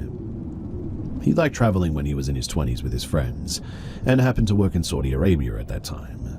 He was on his way from Jordan to Saudi Arabia by car with one of his best friends. Now, if you don't know, going from an Arab country to another in a car is a pretty common way that people traveled back in the days, 1970s and 80s. They started their journey at 12 p.m. and they first entered the Saudi lands at 6 p.m. or something, which, by the way, at that time and still today, is a fully deserted road. All you see around you is sand. But nowadays, it's more merciful, so there are some buildings and all that, just to keep people safe along the way. Anyway, for context, it takes about 30 plus hours to travel from Jordan to Saudi Arabia, specifically a city called Dammam that is far to the east of the country. And here is where it gets real interesting. It was after sunset. My grandpa and his friend, they both wanted to stop and take some rest, possibly sleep. And back in those days, there used to be these sort of rooms, like literally just a room in the middle of the desert for travelers to use for sleep and rest. And that's exactly what my grandpa and his friend did. Now, this room had no door, no furniture or anything. Literally, it was just an empty room with a dune probably surrounding it from all sides. It was maybe about 7 p.m. at the time that they stopped the car and set their stuff out, and they were making tea, only to hear this hissing voice of a woman coming from one of the dunes.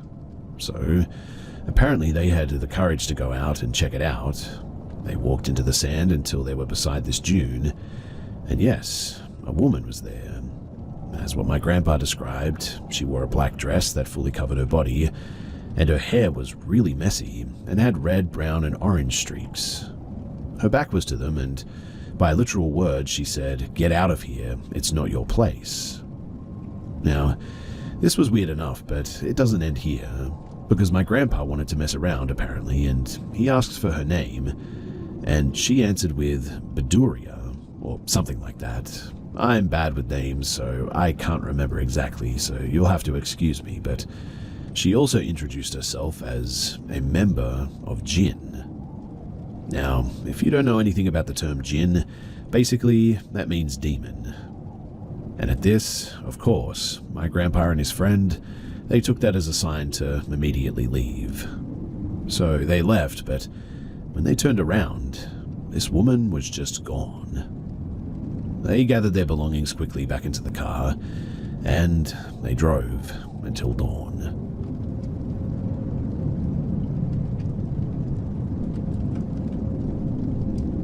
I'm from Southeast Asia, and a little more than 15 years ago, when I was about 7, I lived at my very first house, which eventually became haunted by not just one, but many paranormal entities. You could say a mass haunting, I suppose. It was an apartment-type house. My mother and father hadn't gotten divorced yet. My dad had a friend who was a druggie and would come over to either play video games with my dad or just have a safe place to use. We were all close to him, and he was a nice guy, actually. It was pretty sad that he was using, to be honest. One night, though, he came banging on our front door, and he looked really freaked out. Apparently, he went deep into a forest nearby our house to use, and he said that while he was using, he saw a Pontianak. A little info about this entity. Long hair-covered face, white-clothed. If you hear her far away, it means that she's near. If you hear her near, it means that she's actually far away, which is a tactic to lure people. Some people either hear her hum a song, cry, sounds exactly like the witch in Left 4 Dead by the way, or laugh in a super high-pitched voice which kind of sounds like a bird, except that no bird in the world sounds like that.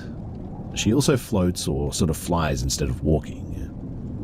Anyway, while my dad's friend was using in the forest, apparently he saw the entity and it chased him. Stupidly, our house was the first place that he ran to.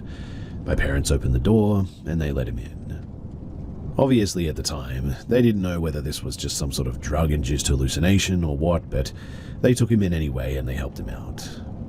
But a few days later, creepy things started to happen at my apartment level. Our windows were opaque, and some nights we would see a tall woman with long hair and white clothes pass by the window without any footsteps heard.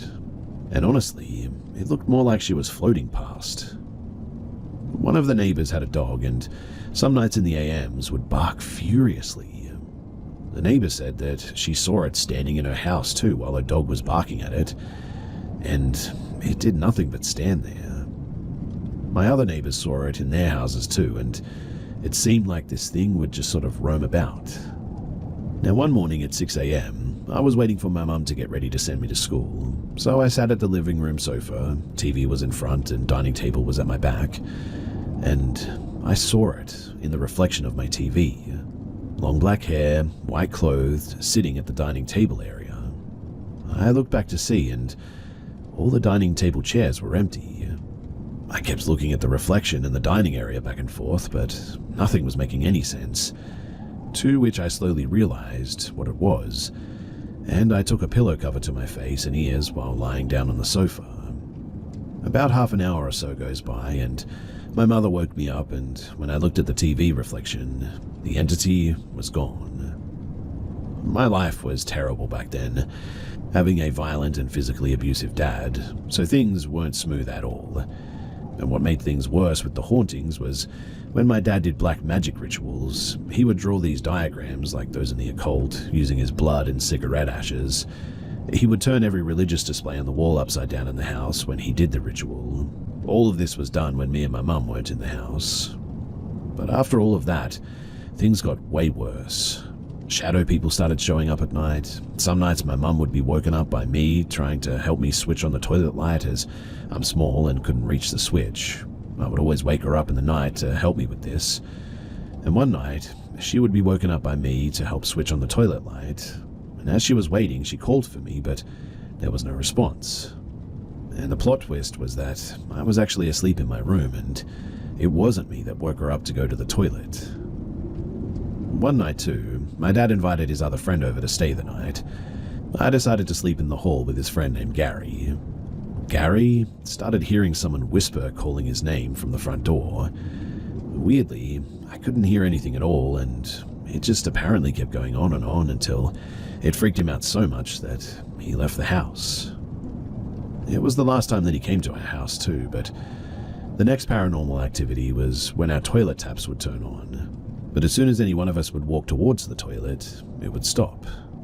Our toilet flush would go off on its own too, and I would hear like these mass whispers in the middle of the night, but couldn't make out what the whispers were saying. I would also hear like buzzing sounds when this happens, and no, I was not asleep or sleep paralysis at all. I was wide awake and moving freely. If you've ever seen the video of the YouTuber exploring an abandoned mine in the night to review a flashlight and hearing whispers, that's exactly what it sounded like. Another night, my dad got the worst out of us all. This shadow entity started climbing on top of him and choking him, two to be exact, one on top of him and another standing at the side of him, both with glowing red eyes. My dad was certainly a no-nonsense sort of guy, and he wouldn't lie about something like this. I've seen other weird things like a white silhouette of a boy standing directly in front of me for a good 2 seconds before slowly disappearing into thin air. I've seen a shadow dart past the room, and the hauntings, they didn't stop at all, even after my parents' divorce. Me and my mum, we went to stay at her brother's place while she rented out our home to foreigners for about 2 to 3 years solid. The tenants, they had not seen or heard any weird things in the house while we were gone, so we assumed that the haunting was over. Well, the entity with the black long hair and white clothes, it was gone, but the demonic entity that my father brought from his rituals, they were definitely still there tormenting the place when me and my mum moved back in. We would still see shadow entities dart past the halls, but really there was nothing more than that. Eventually, my mum sold the house a long time ago, and since then, thankfully, nothing else has happened.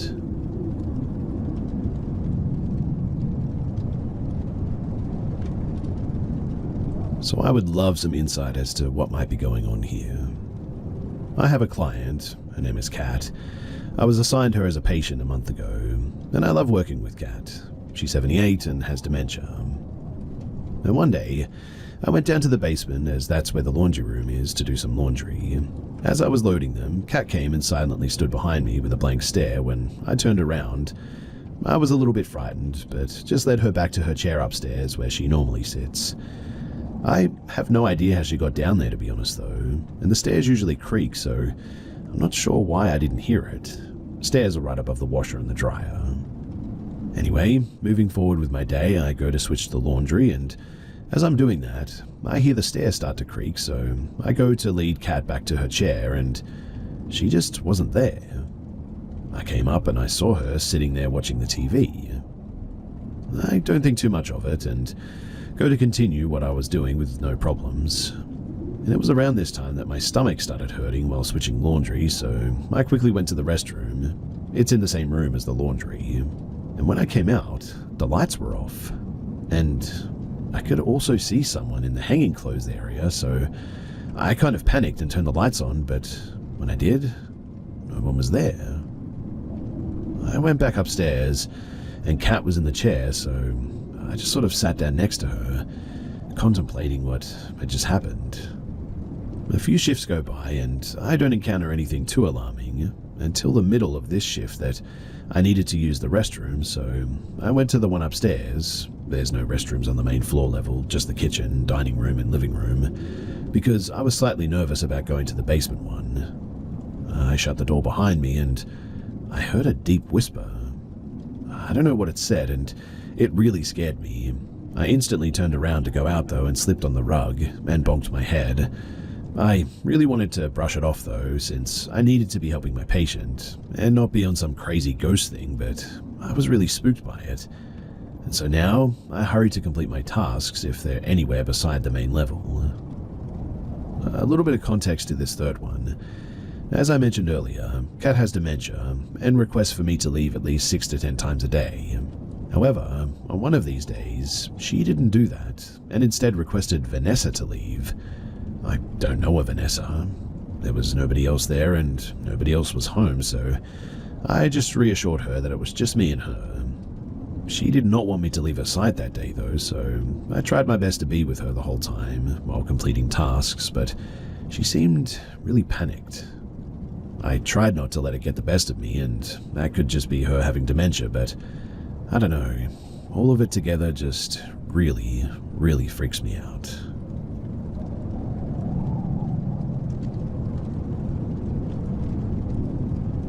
This is not my story, but it actually happened to a friend.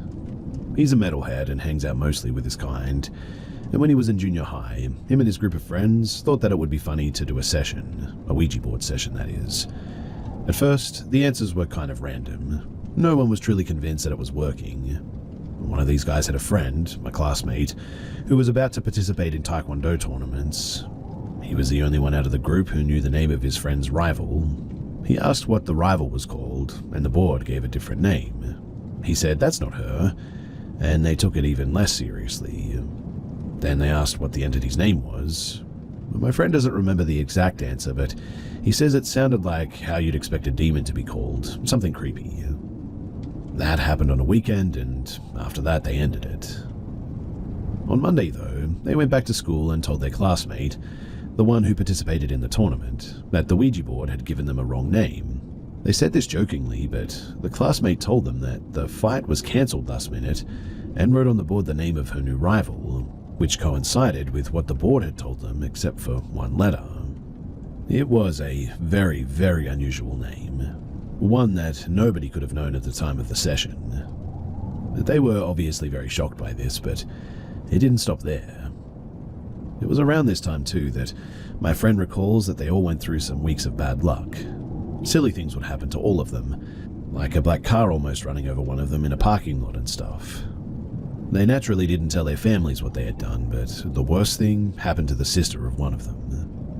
One evening, he was on his computer, which was under a staircase. His sister was watching TV facing him and the stairs, and this is how he tells it. His sister saw a couple of goat legs slowly walking down the stairs. The roof was blocking the entire view, so she thought maybe her mum was wearing a costume or something. But when the legs reached a certain step, she could see how they lacked an upper body. It was just a pair of black goat-like legs. She screamed and had an anxiety attack, couldn't stop crying. The brother says that he didn't see anything since he was focused on the computer. I personally think that it is not a good idea to use a Ouija board, just to see if the stories are real especially. After hearing this from my friend, I have huge respect for the board, and this regardless of those who have done it without anything happening to them.